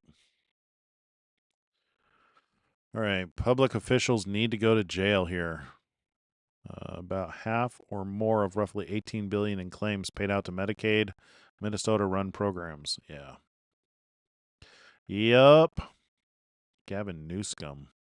California teachers are being forced into a LGBTQ loyalty test that ultimately labels Christian beliefs as bigotry. What can teachers do? What is being taught on this? What is going on? Let's chat about it. AB 5 was signed into law by Governor Gavin Newsom, and at the time, very few Californians recognized the harms of what AB 5 was going to do. So AB 5, once signed into law, it required in the California school system all 7th to 12th grade teachers or certified school employees to undergo an LGBTQ plus cultural competency training. Wow. This training is sponsored from Prism. You can see the website here. And guess what? After some exposure, Prism is currently temporarily unavailable. But let's walk through some of what this training does. CFC was able to get a hold of some of it. And so let's see what they're training teachers to think or believe. 1, using preferred pronouns. Teachers are taught that they must use a child's preferred pronoun in order to promote safety and well-being. That heterosexism is bigotry. Basically, this idea that heterosexual relationships being classified as normal is a form of discrimination. So if you as a teacher believe it is normal for relationships to be between a male and a female, that is a form of discrimination known as heteronormativity. The curriculum is also pushing keeping secrets from parents. The curriculum insists that teachers cannot disclose a student's gender identity or orientation to parents. And Christian teachers, you do not have to surrender your beliefs to be a teacher. We have the ability to request a religious exemption. So please check out the caption on how we can help you get that. And it's also important to remember that Christian teachers, we should never comply with a state mandate that calls evil good and good evil. And so this is all happening because of AB 5 signed into law by Governor Gavin Newsom. That's the devil right there. That's the serpent. That's how he gets in and starts changing the things that we believe. This is why transgenderism is becoming such it's on the rise. It's they want to normalize it. They want to call good evil and evil good, and it starts with how they're training our children. It all comes down to what you believe. This is what's going on in your brain. I almost wonder if like the mark of the beast isn't happening right now. You know, are we seeing is this how is this how the image of the beast is causing the whole world, for rich and poor, free and slave, to take the mark of the beasts? Interesting. Zoran Mamdani's newly named director of appointments just resigned after disclosure of past anti-Semitic comments, including references to money-hungry Jews, rich Jewish peeps, and calling a far Rockaway train the Jew train. Yikes. Fury says so is it pronounced Kiowa? Kiowa instead of Kiowa? It's easier to say. Let me know if I got that right. Kiowa. Let's see. Oops. Many such cases. Neil Bonner and Saul Elisme for large-scale SNAP benefit trafficking, a scheme that turned a program designed to feed families into a multi-million... Yeah, we've heard this before. This is a big thing which is going on with the Nigerians. And so, no, these are Haitians. Oh, these are Haitians in Massachusetts who have been criminally charged after being caught trafficking nearly $7 million worth of food stamps intended for nonprofit. Many such cases, indeed. Never trust a cynic. The reason is that cynics excuse their own bad behavior by saying everyone does it. Because they're cynical. So I always it's a red flag if someone's a cynic, a true cynic. But this is an important point that I think people who are listening should bear in mind. If somebody is cynical, meaning that they see bad behavior in everyone, it's easy for them to excuse their own bad behavior by saying that, well, everyone does it. Yeah. But it's not true. Most people are kind of medium good. Very true. Very true. Never trust a cynic. Yeah, I like that. Elon Musk. Most people are kind of medium good. Yeah, we're all screw-ups. We're all sinners. Cynics and narcissists hide their sins. They portray a lie of perfection, and they care more about how they look than what's true, and makes them very difficult to trust. This is why I have a hard time with partners. Why I'm not with other business partners. Similar reasons. Hard to trust those type of people. Thank you, Mr. Speaker. I'm going to do my best to get an answer, but I'm not sure I'm going to get one based on the two we've just heard. Without any kind of mandate, the government wants to do away with jury trials, and it wants to extend the powers of magistrates to sentence people for up to 2 years without any right to appeal conviction or sentence. Can she confirm that last year, of 5,000 cases appealed from magistrates' courts, more than 40% were upheld. Is it the government's policy to simply live with this number of miscarriages of justice? Thank you, Mr. Speaker. I'm going to do my best to get an answer, but I'm not sure I'm going to get one based on the two we've just heard. Without any kind of mandate, the government... That is interesting. So Elon posted this and said that the UK is a prison island. So they're eliminating due process, getting rid of jury trials, and empowering justices. Wow. This is how it starts. I don't know. This is how we get to that second beast. You know, I'm confident that the third seal was the New Atlantic Charter yoking together the United States and the United Kingdom. At that time, it was yoking together the Biden administration because it was Joe Biden and Boris Johnson. I don't think they planned to yoke together with Donald Trump. But can you imagine with the way that Donald Trump is strengthening the United States that if he were to no longer be in charge and someone came in and took that strength and that power and used it against the world, ay. Yeah. The enemy is against humans populating the earth. Yeah, you barely even hear the O when you say it. It's like Kawa. Oh, okay. But the O is said kind of quickly. Kawa. Kawa. Kawa. All right, the Northern Virginia justice system are liberal illegal alien sympathizers who put anarchists above public safety. Marvin Morales Ortez, an illegal alien from El Salvador who committed suicide a day after being released from jail by yet another liberal judge. He was in jail for brandishing a gun and assaulting and injuring someone. Since 2020, he has been charged with 7 crimes in Fairfax County, one of which was first-degree murder. This is just outside D.C., an illegal alien enclave protected by woke liberal judges and prosecutors. Good Lord. Those who released him should be charged with accessory to murder. I agree. Absolutely. Germany's welcome culture collapses. Collapses. Majority now want immigration halted and deportations ramped up. A new poll just dropped, and it's a political earthquake. Majority of Germans now support an immigration moratorium. That's what this is. Yeah. All right, time to undo the great wrong that has been committed against the people of Europe. Yeah.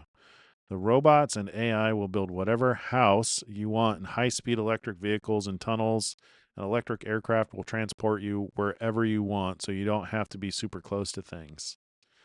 Oh, yeah. So this is... I'm actually going to get some of these and read these. Elon Musk painting the ultimate post-scarcity future. AI plus robots equals unlimited production, equals unlimited high income, equals money becomes meaningless, equals we design dream homes on demand, travel in tunnel EVs or electric VTOLs, and live for fulfillment, not survival. As he mentioned, it is straight out of Lane M. Banks' Culture series. I would read them all to understand the future, but start here. Consider Phoebus, an epic space opera showing the culture at war, full of pirates, megastructures, and a glimpse of what true abundance looks like, even if seen through an enemy's eyes. This is the future we're building and will arrive at. Consider Phoebus.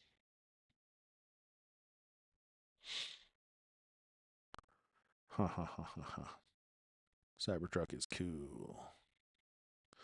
A lot of people don't realize Democrats literally release illegals from police custody all the time, despite active deportation orders. Many then commit evil crimes. This must change. Politicians should be charged as accomplices to all crimes illegals commit after being released. Agreed. Please do this. Please do that. This is good. I like Morgan. I'm a huge... I am a huge fan of Elon Musk's, and I think he's got the most incredibly forward-thinking ideas about where we can go technologically. He's, what he's done is nobody else has ever done. He's landed a rocket ship, so it's reusable. What a feat that is. Now we're taking off, we're going to be going to Mars, delivering stuff to people who are going to be settling there, just like they settled the Old West, and bringing those ships back and landing them and reloading them. I am a huge fan of Elon Musk's. Yes, indeedy. Very cool. All right, what's this? I'm Andrea Lucas, chair of the U.S. Equal Employment Opportunity Commission. Are you a white male who's experienced discrimination at work based on your race or sex? You may have a claim to recover money under federal civil rights laws. Contact the EOC as soon as possible. Time limits are typically strict for filing a claim. The EOC is the federal agency charged with enforcing federal anti-discrimination law against businesses and other private sector employers. The EOC is committed to identifying, Okay, I get it. That's cool. Great. Long overdue. So many violations by tech companies and game companies that discriminated against white applicants. Obsidian art director even proudly tweeted about replacing whites. Interesting. Joe Rogan. Scott Jennings. If I can't trust you not to put a boy in a teenage girl's locker room, how will I ever listen to your plan for taxes and the economy? Right. I will not, because I've already concluded you're a lunatic. If I can't trust you not to put a boy... That's right. Love it. All right, let's see. Major competitive disadvantage. China is dominating the world race for power. China now has a record 3.75 terawatts of power generation capacity. They're doubled over the last 8 years. Let's see. This is insane. U.S. Attorney's Office of Minnesota now thinks that... I don't know why I say it like that. I just like saying Minnesota. Now thinks that tens of billions have been stolen. Minnesota has become a... Oh, yeah, we know this. Even this is just the tip of the iceberg. Yeah, this is a theme. Holy shit. Is Meta evil? Laughing my ass off. 10% of Meta's revenue is from actual scams that they know are scams. Fraud earns 10% of all revenue, but anti-fraud teams were blocked from any action costing greater than 0.01 greater than 0.15%, so they couldn't effectively do anything. Meta charged higher rates for suspected fraudulent ads, a scam tax. Their algorithm naturally identifies people vulnerable to frauds and feeds them more and more. The cold calculation, Meta anticipated up to $1 billion in regulatory fines for this, but they make $3.5 billion every 6 months from high-risk ads. They view these fines as just the cost of doing business. Meta is evil. The world is evil. I can't wait till Christ returns. Can you, man? I can't wait until he comes back and starts solving these problems.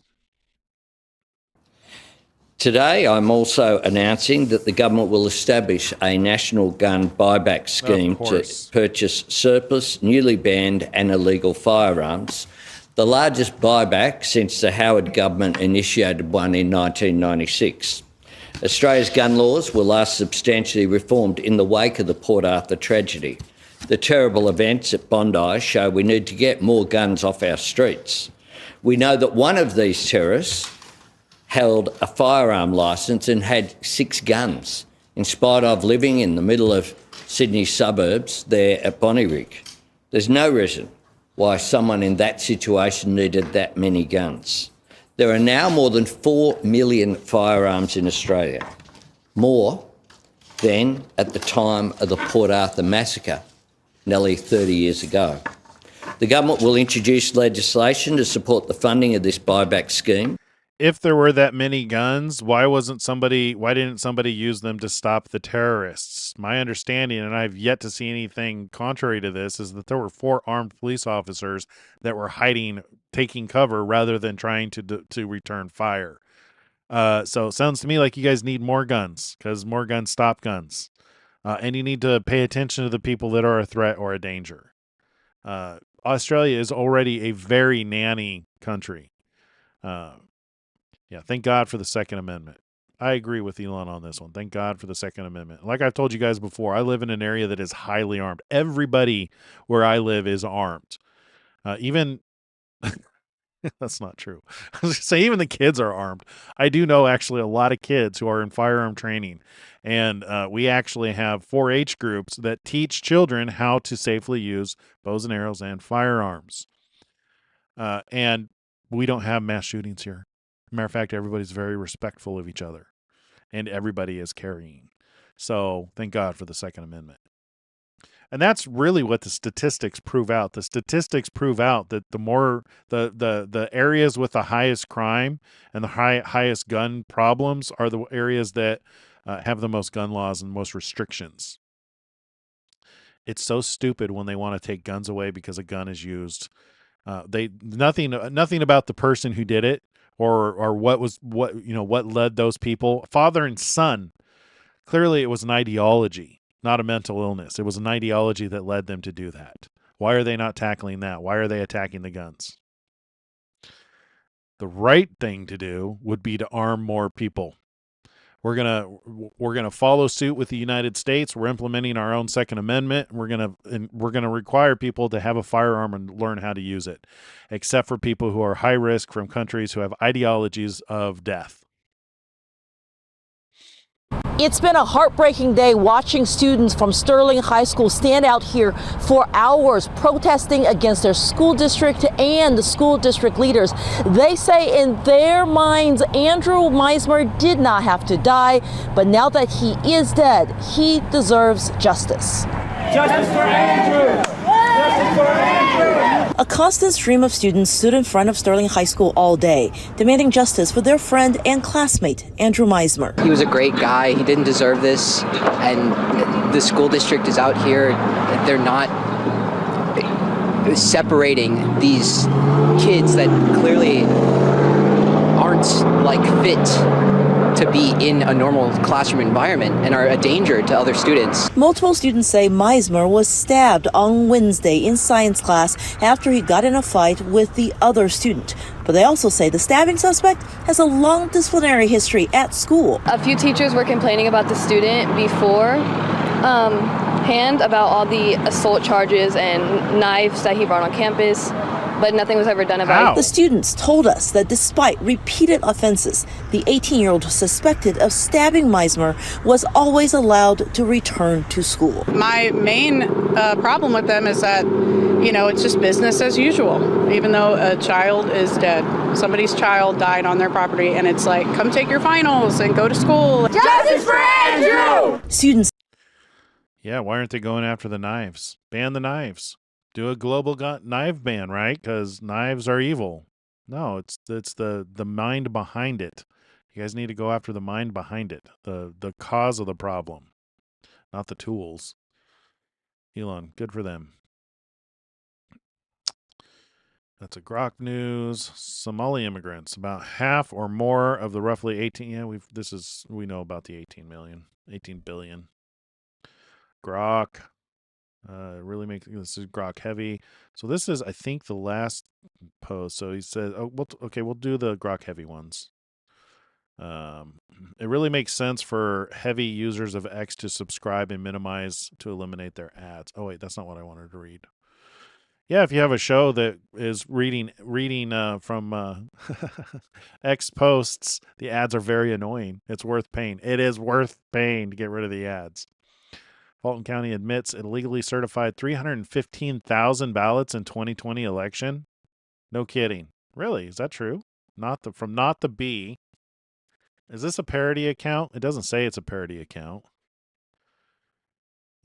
I don't think this is a parody account. I often wonder from some of the things they post. Fulton County admits to illegally certified 315,000 ballots in 2020 election. Maybe they just post things that are that seem like parody, even though they're not. Biden narrowly won Georgia's margin of 0.23% and 11,779 votes. 315,000 early votes from the 2020 election were illegally certified. Yep. Yeah, I mean, I truly do think that the election probably was stolen, but I think it was by God's design, because that's how we got the rider on the red horse.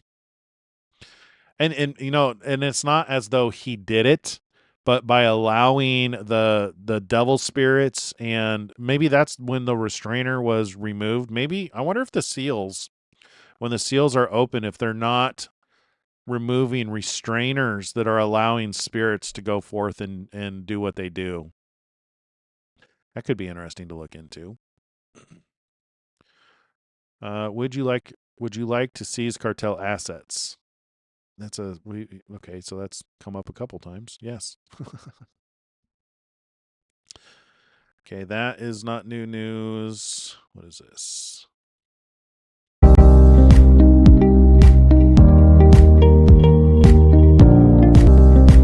So this is just about Starlink, I guess.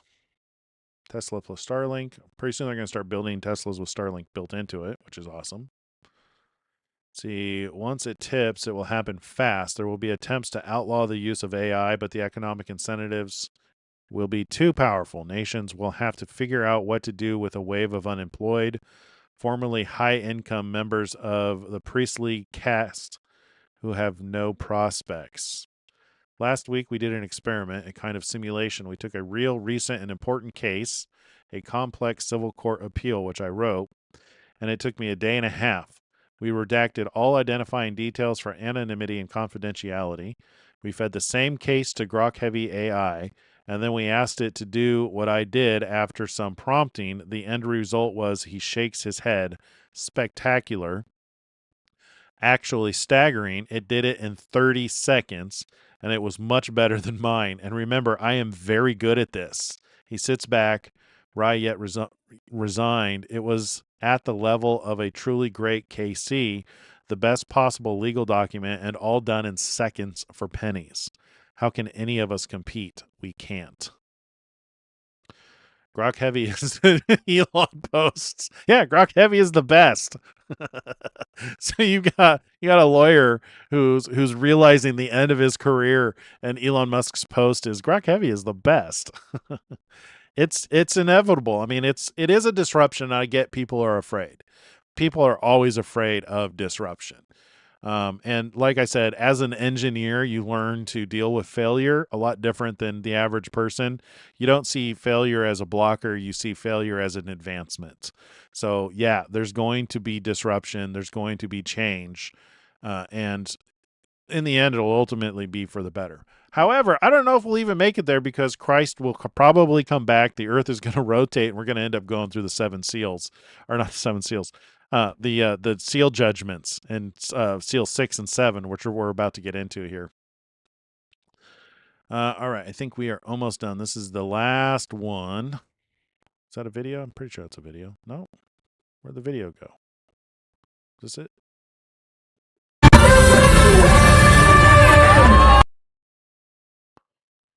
Wait a minute.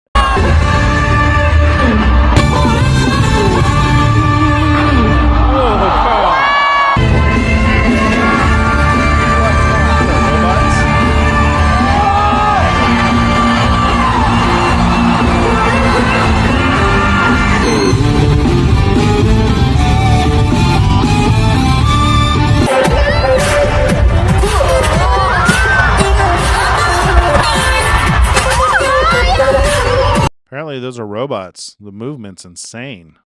How did I jump ahead so far? I feel like we'd missed a bunch of posts. What happened here? Oh. Did I not refresh? Where? Oh, this is where we left off. Oh, weird. It must have just updated. And like I said, and I should point out, Grok right now, actually, Grok Heavy is still the smartest AI, best of my knowledge. I recommend trying it out. Grok 4 Heavy is where we spawn several agents. They work in parallel, and they compare their output like a study group and give you the final conclusion. And it keeps getting better. It's expensive, though. I haven't even tried it yet. Too expensive. Grok turns your camera. Let's see. Yeah, we're looking for a world. Let's see. That's an ad. Let's see. Worth listening to the whole history. 102 explaining African colonialism. XAI is hiring. Everyone is allowed to be proud of who they are except white people, according to the Wikipedia. This is unfair. Breaking: Elon Musk's 2018 CEO pay package from Tesla, worth some $56 billion when it vested, must be restored. The Delaware Supreme Court has just ruled Tesla and Elon Musk won. Ah, good for him. Sucks not getting paid for all your hard work. That was his pay package for doing ridiculous things with Tesla. I mean, like, that's how he works. Is they set his board of directors sets ridiculous goals, and he doesn't take a paycheck. He just gets rewarded in pay packages. Yeah. Good for him. What if only taxpayers voted? Maybe all red? Yeah. Try Tesla self-driving. That's a Tesla ad. That's a robot one we just did. So many countries are dying out. Indeed. The future is going to be amazing with AI and robots enabling sustainable abundance for all. All right, there we go. We are done with Elon Musk. Let's see what we got here. Let's do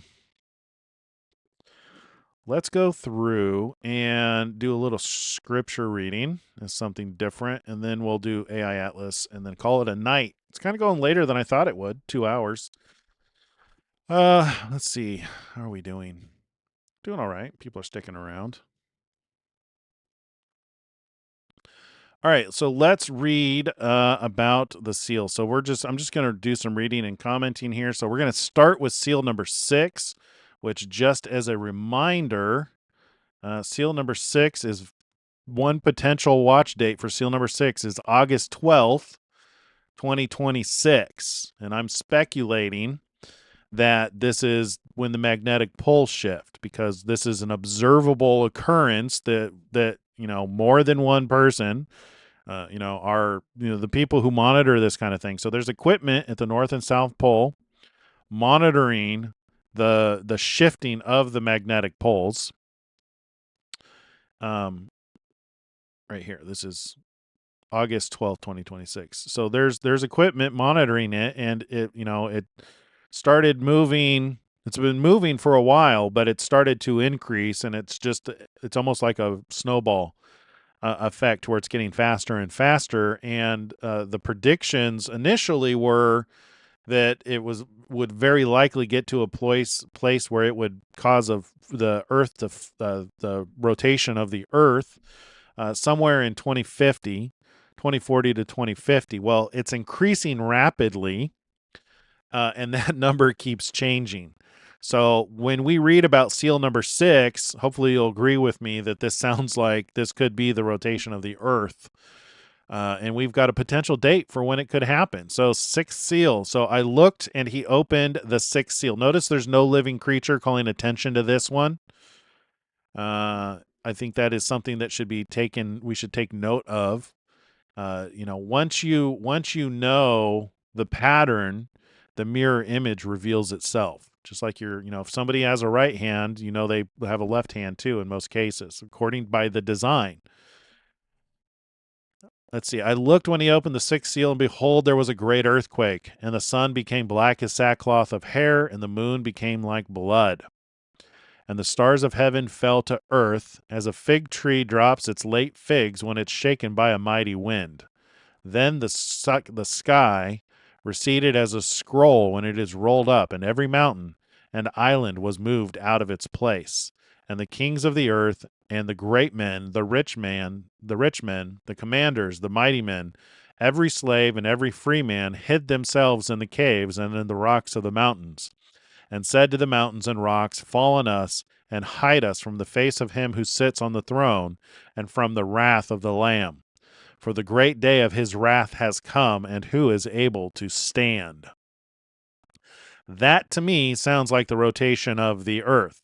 So maybe I'll do that this weekend. I'm gonna make a note of this for my calendar. I'm gonna make a simulation.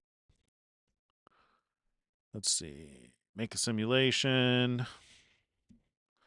of a solar eclipse and lunar eclipse and what needs to happen. What needs to happen for that to occur? Because I'm speculating that those two things back to back, because typically a solar eclipse and a lunar eclipse doesn't happen at the same time. Or a blood moon, I'm sorry, a solar eclipse and a blood moon, because the reason why the moon turns blood red is because it's in the shadow of the earth, opposite. So for it to be, I think the moon is in one position for a solar eclipse and a completely other position for a blood moon. So this may be, for the only way that may be possible is if the earth rotates. And the stars of heaven fell to earth as a fig tree drops its late figs when it is shaken by a mighty wind. We have a lot of stuff up in our atmosphere right now that could fall to earth. Then the sky receded as a scroll when it is rolled up, and every mountain and island was moved out of its place. Again, another indication that the only thing that I can think of, well, there's two possibilities for how this can happen. Plate tectonics shifting globally, or the entire planet rotating. Because every mountain moving and every island moving out of its place requires a massive shift. And the kings of the earth, the great men, the rich men, the commanders, the mighty men, every slave and every free man hid themselves in the caves and in the rocks of the mountains. Interesting language there. Kind of makes me think we're not, there's going to be a group of people not there, because I don't have a cave to hide in. So is this all the people who are left are going to be able to go into caves? I know there's big mountains with lots of room for a lot of people. So sometime next year, does this become common knowledge to where people are preparing to go live in the deep underground bunkers? I don't know. Hid themselves in the caves and the rocks of the mountains, and said to the mountains and rocks, fall on us and hide us from the face of him who sits on the throne and from the wrath of the Lamb. For the great day of his wrath has come, and who is able to stand? All right, let's... February is when 3i is supposed to fly by Jupiter, I think. Yeah. All right, let's see. I'm going to read through this just because I haven't read it in a long time. We're going to start in 7, and we're going to read down to seal number 7. So this is after seal 6. After these things, I saw 4 angels standing at the 4 corners of the earth, holding the 4 winds of the earth. Interesting. That the wind should not blow on the earth, on the sea, or on any tree. Then I saw another angel ascending from the east, having the seal of the living God. And he cried with a loud voice to the 4 angels to whom it was granted to harm the earth and the sea, saying, Do not harm the earth, the sea, or the trees, till we have sealed the servants of our God on their foreheads. And I heard the number of those who were sealed. 144,000 of all the tribes of the children of Israel were sealed. And we know from Revelation 14:1 that sealing is the name of the Lamb's father. That is the seal, the mark for the 144,000. And then this goes through, and it's 12,000 from each tribe. Of the tribe of Judah, 12,000 were sealed. So you got Judah, Reuben, Gad, Asher, Naphtali, Manasseh, Simeon, Levi, Issachar, Zebulun, Joseph, and Benjamin were all sealed. I have an interesting theory about what tribe you may you may be in, and it has to do with so I've been studying a little bit of astrology, because it seems that there is because I came across a video of some Jewish men who there's apparently a study of what's Jewish astrology, which has nothing really to do with predicting the future or anything like that for people, but it has to do with identifying attributes that are common to people for when they're born. I almost wonder if the stars aren't the book of life. Bear with me here for a minute on this as I try to explain this. I have this theory that the stars in heaven are the book of life, because God told, I think it was Abraham, to look up, and if you're able to number the stars, so will be the number of his offspring. To me, that seems like, it's indicative of the book of life. What if what if the position of the earth in conjunction with all of the other celestial bodies, the sun, moon, and even the planets, because we can tell that the planets have an impact on Earth. So based on where their position is, what if it has an effect on the seed and the egg? Because when the seed and the egg come together, there's a competition with millions of seeds. So what if the one that's allowed into the egg isn't affected by the positions of the energy on the entire earth? So that would determine, so maybe it only allows in a certain type of seed, which may be indicative of which tribe you're in. So the time of conception could be based on where all the sun, moon, and stars are on any particular day, and it may be that they line up with a particular position in the heavens, and that might be the book of life. Haha, cool theory, huh? I got to figure out how to visualize that in like a video. That would explain why there's people who have, I think astrology bases it based on when you're born, but I don't know if it has it makes more sense to me that it would actually have an effect on the time of conception. Maybe there's an effect on when you're born, but I think it's the time of conception is probably more important, because I know I've met people who have the same birthday as me, and we have very similar attributes and mannerisms and ideas. So to me, it almost makes me think of like, everybody who's born at the same time as you, or more accurately, conceived when you're conceived. If that's not if the universe literally isn't like determining a particular, which tribe is born during that particular time. You know what I mean? Isn't that weird? All right, great. See, a multitude from the great tribulation. After these things, I look and behold a great. So I don't know when this happens. So this is when this is listed. This is listed as, so this would be the completing of the sealing. So I don't know if this is saying that seal number. So let's go look over here at the here.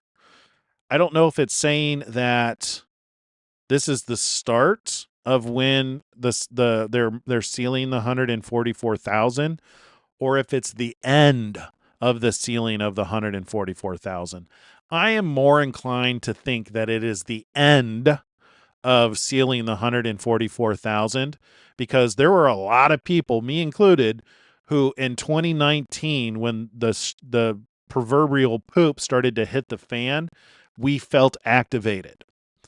It almost cost me my marriage. My wife literally kicked me out of the house for 3 months because I went so hardcore. When there was literally, I had a friend who prayed for me, and I realized that we were in the end times. It was like blindness. I haven't seen him in a long time. Maybe he's an angel. Nick, are you out there? You need to call me, dude. We haven't talked in a long time. I'm starting to think that you might have been an angel in my life. Yeah, my good friend Nick prayed for me, and that night I was looking up at the stars, and I was pissed at God because I kept looking at the Big Dipper, and the Big Dipper is representative of the whole body of Christ, the big bear and the little bear, big family, little family. And I was looking up, and I was just like, why do you keep putting this in front of my face every night when it's never going to happen during my lifetime? And I was angry at God at that moment. And then there was like this aha moment to where I just had this realization, you're going to see this in your lifetime. And I'm not the only person who felt that way. There were a lot of people in that around that period of time who felt the same thing. And there was a dramatic shift in my life. It's pretty much when I started doing all of this that's when I really started, where things really started to come together with like the data and the timeline.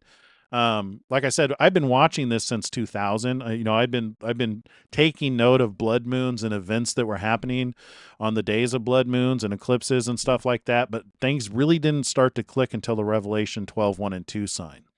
We all thought that was going to be the rapture, but then there wasn't the rapture and nothing really seemed to happen, but things kind of seemed like prophecies were being fulfilled. And I have a couple of them in my data log of things that were fulfillments of prophecy from 2017 to 2019. But really in 2019, that was when it like clicked.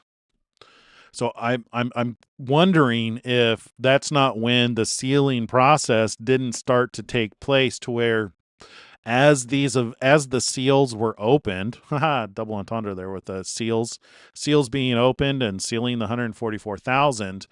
I almost wonder if the process of opening those seals, those events that were unleashing the spirits on the world, that curse going into the homes of the thieves and the perjurers, if that wasn't pushing the 144,000, activating them and pushing them towards being sealed one way or the other. It's just like these are the stepping stones to solidifying who you are and what you believe. So, and stands to reason if that's when the beginning of the 144,000 were starting to be sealed, that it would also stand to reason that, potentially that's when those who take the mark of the beast are sealed, because you've seen this division, this growing division over time.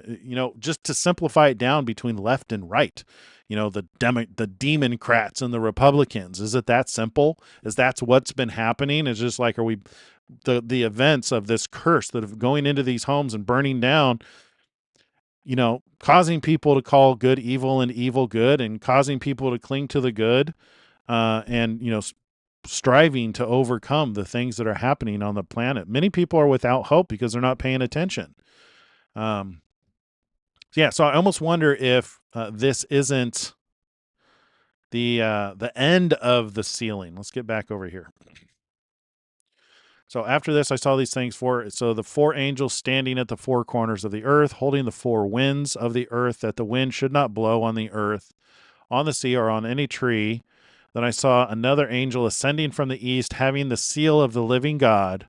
And he cried with a loud voice to the 4 angels to whom it was granted to harm the earth, saying, "Do not harm the earth, the sea, or the trees, till we have sealed the servants of our God." I mean, it could be saying, so the opening of seal number 6 to seal number 7 is 355 days. It could be that period of time. But if this is when the earth rotates, I would think that I don't know. Well, this one may just be a wait and see. Let's keep reading. Till we have sealed the servants of our God on their foreheads, and I heard the number of those who were sealed, 144,000 of all the tribes of the children of Israel. I've heard some people think that this isn't a literal number, that it's figurative. I don't know if it could be literal. This could be representative of the temple of God. And then those who aren't sealed could be in the courtyard. I'm not entirely sure. I'm not sure how I feel about that. I'm of the opinion that because it says 144,000, that it's very likely the number. It's probably the number that's meant, because it goes through a lot of trouble to say 12,000 from each tribe. 12 is the number of governmental organization, governmental perfection, organization perfection. If you think about, like, there's 12 hours in the day, 12 hours in the night. Together, it's 24 hours. 24 is 12 times 2. 2 typically means something is established. So 24 is governmental perfection established from a hermeneutical standpoint. So like if you look at numerology from how the Bible defines things. So like the Pharaoh, he was given a dream twice, and it was interpreted saying that this was done to establish. That's where you get the number 2. It means to establish. All right, moving on. A multitude from the great tribulation. After these things I looked, and behold, a great multitude which no one could number, of all nations, tribes, peoples, and tongues, standing before the throne and before the Lamb, clothed with white robes, with palm branches in their hands, and crying out with a loud voice, saying, Salvation belongs to our God who sits on the throne and to the Lamb. All the angels stood around the throne, and the elders and the 4 living creatures, and fell on their faces before the throne, and worshipped God, saying, Amen, blessing and glory and wisdom, thanksgiving and honor and power and might be to our God forever and ever. Amen. Then one of the elders, saying to me, Who are these arrayed in white robes, and where did they come from? I wonder if they didn't come from seal number 5. So seal number 5, they were given white robes. When he opened the 5th seal, I saw under the altar the souls of those who had been slain for the word of God and for the testimony which they held. And they cried with a loud voice, saying, How long, O Lord, holy and true, until you judge and avenge our blood on those who dwell on the earth? Then a white robe was given to each of them, and it was said to them that they should rest a little while longer until both the number of their fellow servants and their brethren who would be killed as they were was completed. Then we come back down here. Then one of the elders saying to me, Who are these arrayed in the white robes, and where did they come from? And I said to him, Sir, you know. Seal number 5, we just read it. And he said to me, These are the ones who come out of the great tribulation. Interesting. And washed their robes and made them white in the blood of the Lamb. I'm about to do a video. I'm preparing. I'm still working on it, but I have a video that's going to go into more depth about this. The blood is important. Obviously, Leviticus 17:11, the life of the flesh is in the blood. I have given it to you for, what does it say? I have given it to you for, is it for remission of sins? For forgiveness of sins? Oh, darn it. Here, we have this over here. So Leviticus.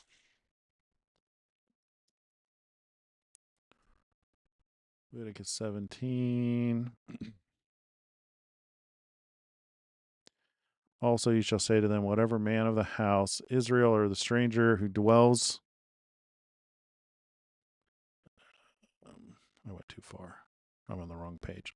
Hang on, let me move my face. There we are. Okay. Also, you shall say to them, whatever man of the house of Israel or of the stranger dwell among you who offers burnt offerings or sacrifice and does not bring it to the door of the tabernacle of meeting to offer to the Lord, and blah, blah, blah, blah. And whatever man of the house of Israel or of the stranger dwells among you who eats any blood, I will set my face against that person who eats blood. I'm going to be covering this in my video also. I believe this has to do with genetics and the corruption in the blood line. Because I think that the Y chromosome is passed down from father to son. That's how you trace lineage. It seems to be an important element in Scripture. And I will cut him off from among his people, for the life of the flesh is in the blood. Y chromosome. Oxygen is in the blood. And I have given it to you upon the altar to make atonement for your souls. For it is the blood that makes atonement for your soul. Therefore I said to the children of Israel, no one among you shall eat blood, nor shall any stranger who dwells among you eat blood. Then we come back over here. Then one of the elders saying, let's see, these are the ones who came out of the great tribulation and washed their robes and made them white in the blood of the Lamb. So it's the blood of the Lamb that was given for atonement. It's what makes you clean. Therefore, see, and that's another thing is like what you believe makes you who you are. That's why it's important that the confession of your mouth isn't just simply saying something without meaning it. It's what is the thing you say consistently? What is it that you truly believe? That's what's in your heart. So it's the blood, washing your robes in the blood of the Lamb. Therefore, they are before the throne of God, and serve him, God, day and night in his temple, God's temple, of which Jesus is the cornerstone. And he who sits on the throne will dwell among them. They shall neither hunger any more nor thirst any more. The sun shall not strike them, nor any heat. For the Lamb, for the Lamb who is in the midst of the throne shall shepherd them and lead them to living fountains of waters. And God will wipe away every tear from their eyes. Now we get into the trumpets. When he opened the seventh seal, again, no living creature calling attention, saying, "Come and see." So this is probably not an event that we can associate with the opening of a seal, just knowing that it's going to happen. You know, it may be self-evident. You know, if seal number 6 is the rotation of the earth, that's going to be a self-evident. There's nothing that needs to call attention to that. That could be indicative of seal number 5. It may be self-evident. Whatever happens on February 17th may be self-evident of a seal being opened, the start of some new event. Also, there's no horses involved, I should say. There's only 4 horses. Oh, that's interesting. Yeah, there's only 4 horses, and the horses are what indicate that it's a global event, that it's a global, there's something happening globally. We get that from Zechariah 5 and 6. Because it defines the horses carrying the chariots as the spirits that are set to go to and fro on the earth. So these don't have to be global impacts. So seal number 5, there's no horse and there's no living creature associated with it. So whatever it is, when that seal opens, it's probably not going to be a global event, and it's there's no living creature. There's no indication in the stars that indicates when it happens. Again, pointing to the mirror impact. So the mirror, the chiastic structure, the mirror image. When he opened the 7th seal, there was silence in heaven for about a half an hour. And I saw the 7 angels who stand before God, and to them were given 7 trumpets. Then another angel, having a golden censer, came and stood at the altar. He was given much incense, that he should offer it with the prayers of all the saints upon the golden altar which was before the throne. Prayers are important. This is one of the reasons why I'm so interested in quantum metaphysics. Is quantum mechanics explains why prayers could be important. I mean, also, quantum mechanics explain it, but also, a conscious entity explains it, to where if there are entities, conscious beings listening to our prayers, our requests, our supplications, and it is their desire to answer those, they're substantive. They're important. Quantum mechanics explains, if everything is connected, the act of requesting or measuring or observing causes something to become real. But at the same time, you could say that about an entity that has a mission or a desire or a goal or an objective to also answer, which there's scriptural basis for that. There are angels who are dispatched to answer prayers. I'm thinking of, who am I thinking of? Daniel? Making supplications and prayer, and an angel is dispatched to answer him. The prayers of the saints upon the golden altar which was set before the throne, and the smoke of the incense with the prayers of the saints ascended before God from the angel's hand. And the angel took the censer, filled it with fire from the altar, and threw it to the earth. And there were noises, thunderings, lightnings, and an earthquake. So the 7 angels who had the 7 trumpets prepared themselves to sound. Sound is also another very interesting study. God spoke existence into being. All of life, all molecules have a resonance, have a vibration. The act of speaking the word is sound. Your vocal cords vibrating, producing sounds, and the sounds vary in such a way that it conveys information to you when you hear it. Sound is such an interesting thing. The first angel sounded, and hail and fire followed, mingled with blood, and they were thrown to the earth, and a third of the trees were burned up, and all green grass was burned up. All hail and fire followed, mingled with blood. I almost wonder if this isn't like, so how do you mingle it with blood? Because when blood is mentioned, I have to assume that's like either animal or human. So if hail and fire follow, that to me sounds like either missiles or nuclear. And they were thrown to the earth, and a third of the trees were burned up, and all the grass. That sounds like a nuclear attack to me. Just a guess on my part, because I'm trying to correlate what does hail and fire mingled with blood, and that could be nuclear because there's fallout after a nuclear blast. So is that the hail? Yeah. So that's interesting. So here's an interesting thought. So imagine this. Say that I'm right about this here, that the Earth, the magnetic pole does shift. That's going to cause a lot of chaos on the planet. And the time between, so this is 1 year. So a year between the rotation of the Earth. So let's say the North Pole suddenly becomes the equator. After that, there's going to be a period of time of recovering from that.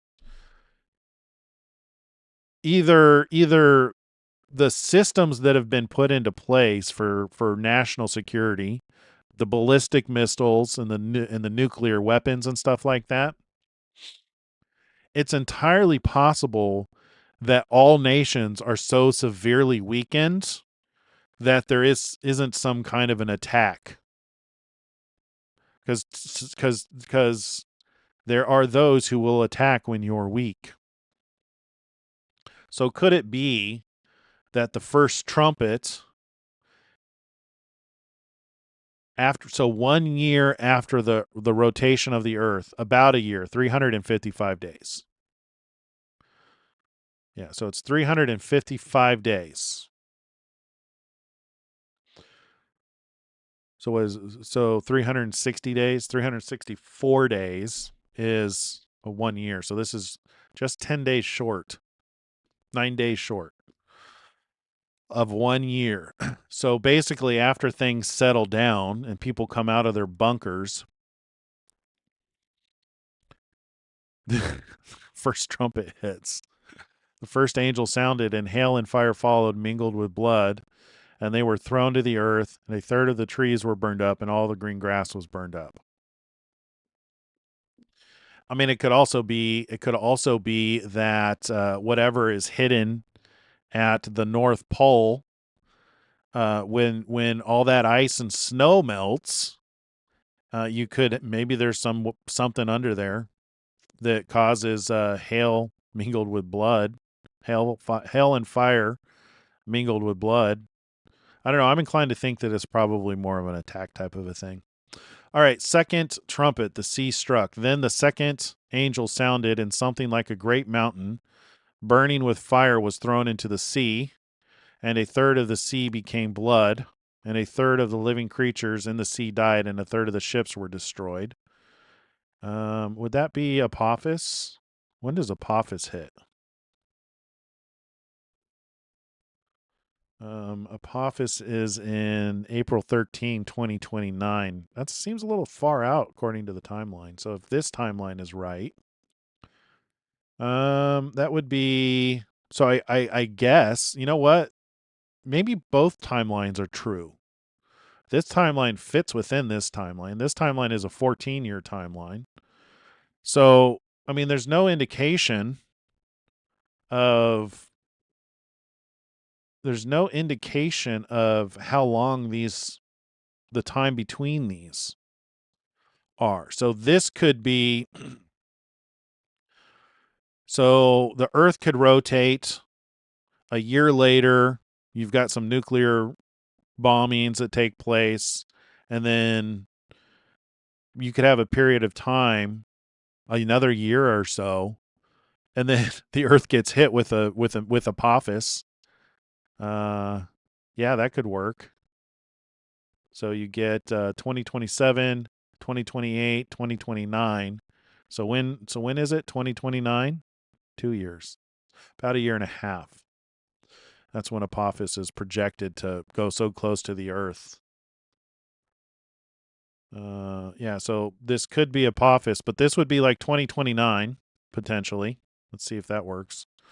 Then the third angel sounded, and a great star fell from heaven, burning like a torch. Wait, is there two here? These are separate. The sea is struck. The second angel, and something like a great mountain. So the great mountain is separate from the star that falls. What would cause a mountain burning with fire to be thrown into the sea? And a third of the sea became blood. Nuclear missiles, the Poseidon missiles. Yeah, Fury. We're on the same wavelength. Yes. Russia is known to have nuclear missiles called the Poseidon missiles. And the way they work is they can creep up to the shore and detonate. And I believe they're 100 megaton nuclear missiles. And they can cause a tsunami so large that it can reach hundreds of miles inland, and the devastation would be catastrophic because it would be irradiated water. So the water struck, yeah, and something like a great mountain burning with fire was thrown into the sea, and a third of the sea became blood. So that could be the Poseidon missiles, or any such type missiles. Or maybe there's some technology we're not aware of. Something as big as a mountain that's up above the sky. Maybe the International Space Station. Maybe by that time, ooh, this is an interesting thought. There's a lot of talk about setting up a base on the moon. What if they make an International Space Station so big that it's the size of a mountain, which maybe it is already. Maybe that falls into the sea. Maybe it's nuclear powered. We read today about was it Elon's timeline about exploring nuclear power generation in space? So maybe it's a nuclear powered space station the size of a mountain. I love this. And something like a great mountain burning with fire. So coming into the atmosphere, it would be burning like fire. Was thrown into the sea, and a third of the sea became blood. That's why I thought nuclear. So if you had a mountain-sized... So if they start building a space station in space and it's huge, we'll know that this could be the second trumpet. And a third of the living creatures in the sea died, and a third of the living creatures. It's interesting. This word is different from living creatures from Revelation 4. I've looked it up. I can't remember what it is off the top of my head, but it is different. A third of the living creatures in the sea died, and a third of the ships were destroyed. Then the third angel sounded, a great star fell from heaven, burning like a torch, and it fell on a third of the rivers and on the springs of water. The name of the star is Wormwood. A third of the waters became wormwood, and many men died from the water because it was made bitter. This one could be the April 13th, 2029. So this could fit now that I think about it. It's just I assumed that seal number 7 was going to be kind of the end of it. But basically what it sounds like is like, so this is right here. This is where Wormwood is. So that would put, what is this? This is April 18th, 2028. So that puts like the starting of seal number 7 way back here. See, I had opening of seal 7 over here.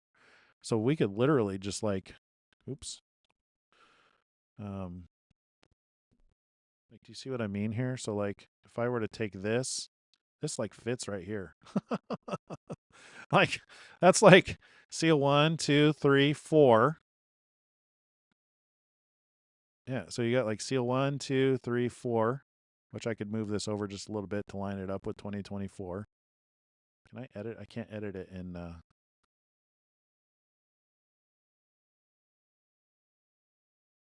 See if I can line this up. See if it just works. Oh, right there, maybe. Right there. Huh. That might actually be how these timelines coincide, you guys. So yeah, so seal 1, 2, 3. So you got the COVID pandemic, the Biden administration, the yoking together of the United States and the United Kingdom, the Al-Aqsa flood. So you still have this like period of war, and like Trump is bringing peace, and the Trump administration. And then you've got seal number 5 in February 17th, 2026. Now they're talking about NASA putting a base on the moon. Elon Musk is trying to get us to Mars. Lots of stuff going on in outer space. This is becoming more mainstream. Seal number 6. So the rotation of the Earth, the shifting of the magnetic poles, the weakening of the shields is becoming more mainstream. Rich people are building bunkers. Zuckerberg is building bunkers. Bezos is building bunkers. The government has, $12 trillion has disappeared, and they believe it was used to build bunkers. And then, so you have the opening of seal number 7, which, when do I have seal number 7 opening? 2027. So, yeah. So we need to move this over just a hair more. Here, I'm going to do this because I'm going to leave this way because I think this might actually fit. All right. So you got the opening of seal, still a little bit far over, but yeah, you have the opening of seal 7 here. 4/18/2028.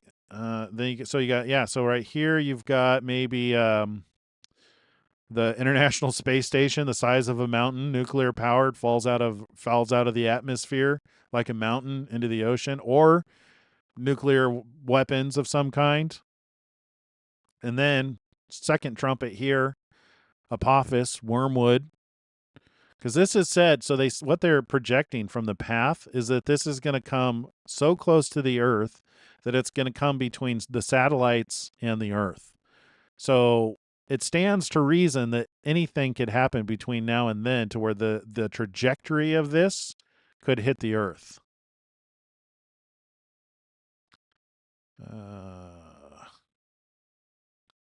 Yeah, we need to do teachings on different nights. Yeah, I don't expect these. I never expect these things to take so long. Yeah.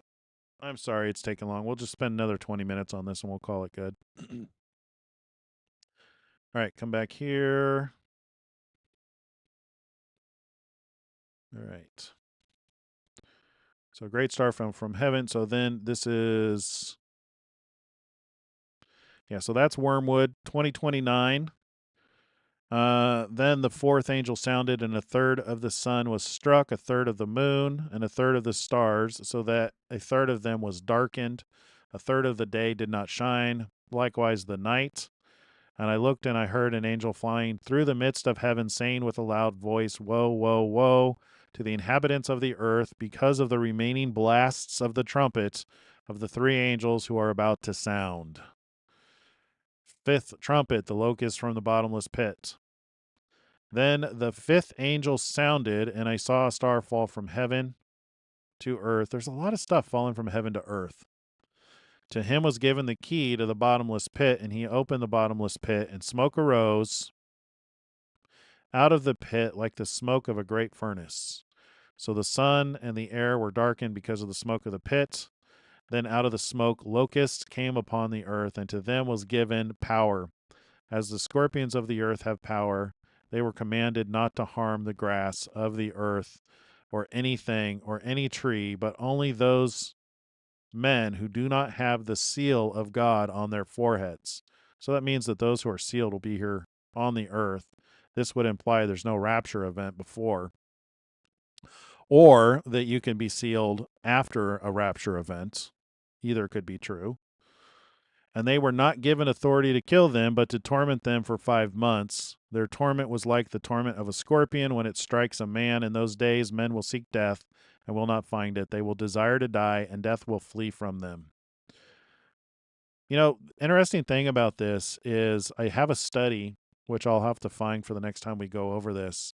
I have a study where they did experiments in a hyperbaric chamber that aimed to imitate the conditions on the earth before the flood. And it's probably the reason people lived 1,000 years is because with just a few tweaks to the conditions of our bodies, the way they respond is they regenerate pretty much infinitely. But their experiments were that like the average fruit fly lived 3 times longer. Things like copperhead snakes, their venom, instead of being venomous, toxic, deadly, it became like a healing. Yeah. So what I'm saying is that it's interesting. This may be an indication. So after the Earth rotates, if our atmosphere goes back to that, we may find it hard. If our bodies regenerate significantly faster, it may be difficult to die. The shape of the locusts was like horses prepared for battle. On their heads were crowns of something like gold, and their faces were like the faces of men. They had hair like women's hair, and had teeth like lions, and they had breastplates like breastplates of iron, and the sound of their wings was like the sound of chariots, and many horses running to battle. There's a lot of people who think this is talking about Apache helicopters. They had tails like scorpions, and there were stings in their tails. Their power was to hurt men 5 months, and they had as king over them the angel of the bottomless pit, whose name in Hebrew is Abaddon, but in Greek he has the name Apollyon. One woe is past. Behold, 2 more woes are coming after these things. Oh, I just had another thought. When is the end of the 2 witnesses? The furthest one is July 7th, 2028. So that would be before Apophis. So that would be as a result of the first trumpet, I think. So that would be after the opening of seal number 1 and around the first trumpet. All right, moving on. 6th trumpet, the angels from the Euphrates. This is what calls into question the timeline sometime. Is the Euphrates is already drying up. So like how dry does it have to be before this is true? Or can it be dry for a period of time before this happens? Then the 6th angel sounded, and I heard a voice from the 4 horns of the golden altar which is before God, saying to the 6th angel who had the trumpet, release the 4 angels who are bound. Okay, well, they are bound at the great river Euphrates. The fact that the Euphrates is dried up is another sign of prophecy being fulfilled.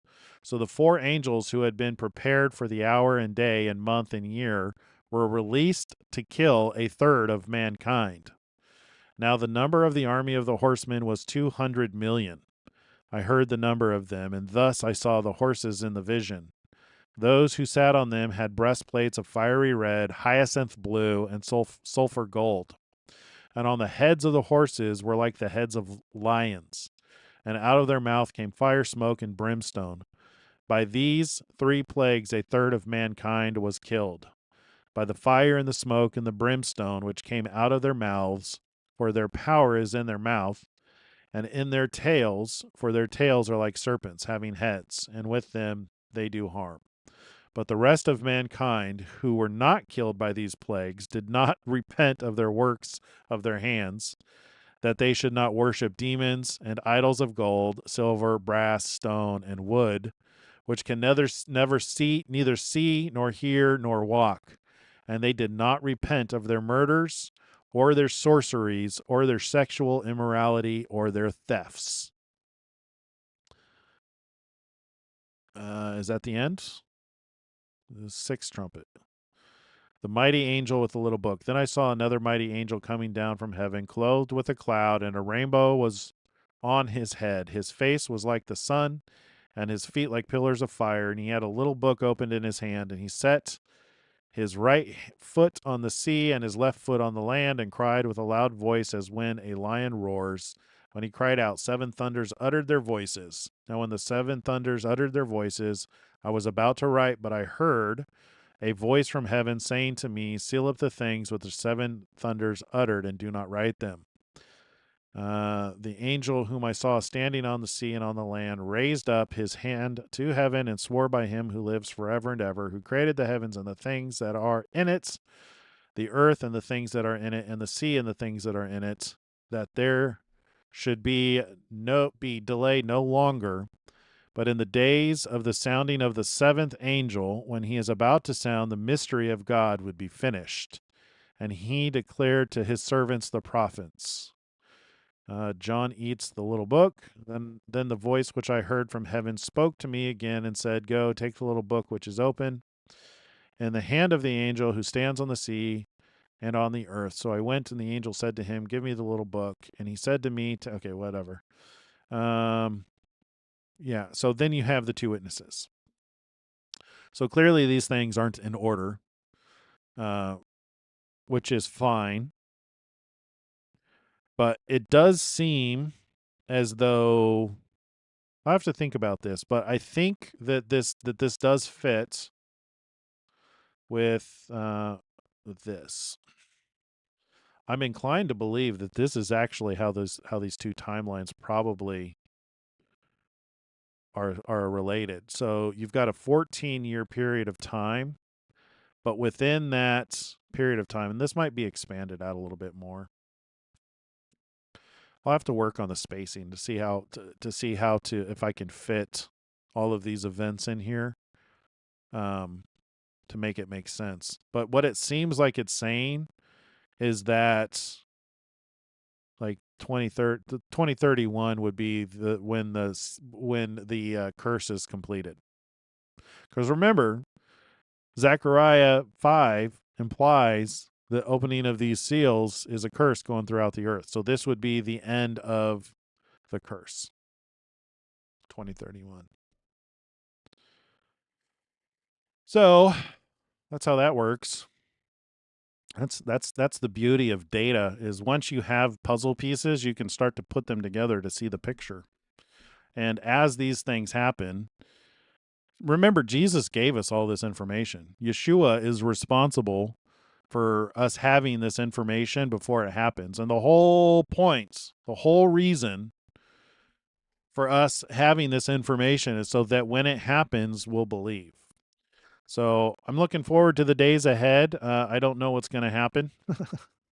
I mean, I don't know why I said that. I mean, it seems like we have some idea of the things that might happen. I can't say for sure.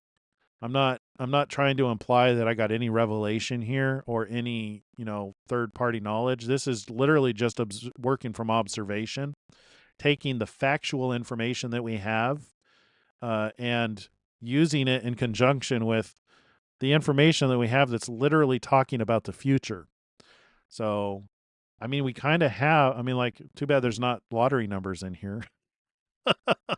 Because somehow Jesus was privy to information about the future.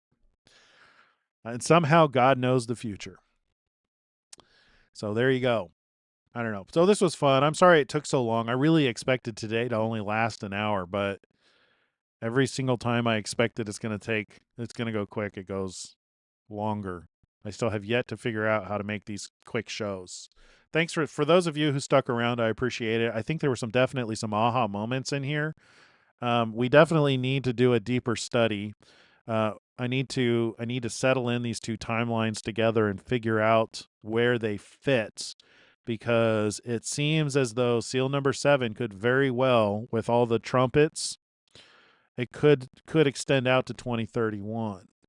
And this is very interesting, because we can see now. I'm actually more inclined to believe that July 3rd, 2028 could very well be when the 2 witnesses are killed. So very interesting. Or I could be completely wrong about the two witnesses and they could show up later. But I don't think I am. Until I have some additional information. We'll see. All right. Well, thank you guys for sticking around here. Make sure you hit the like button. Subscribe to the channel if you haven't. Comment if you have anything you want to say to me or to each other or about the video. And we'll see you on Monday. I take the Sabbath off, so I'm not going to do any work. I'm just going to go hang out with the family.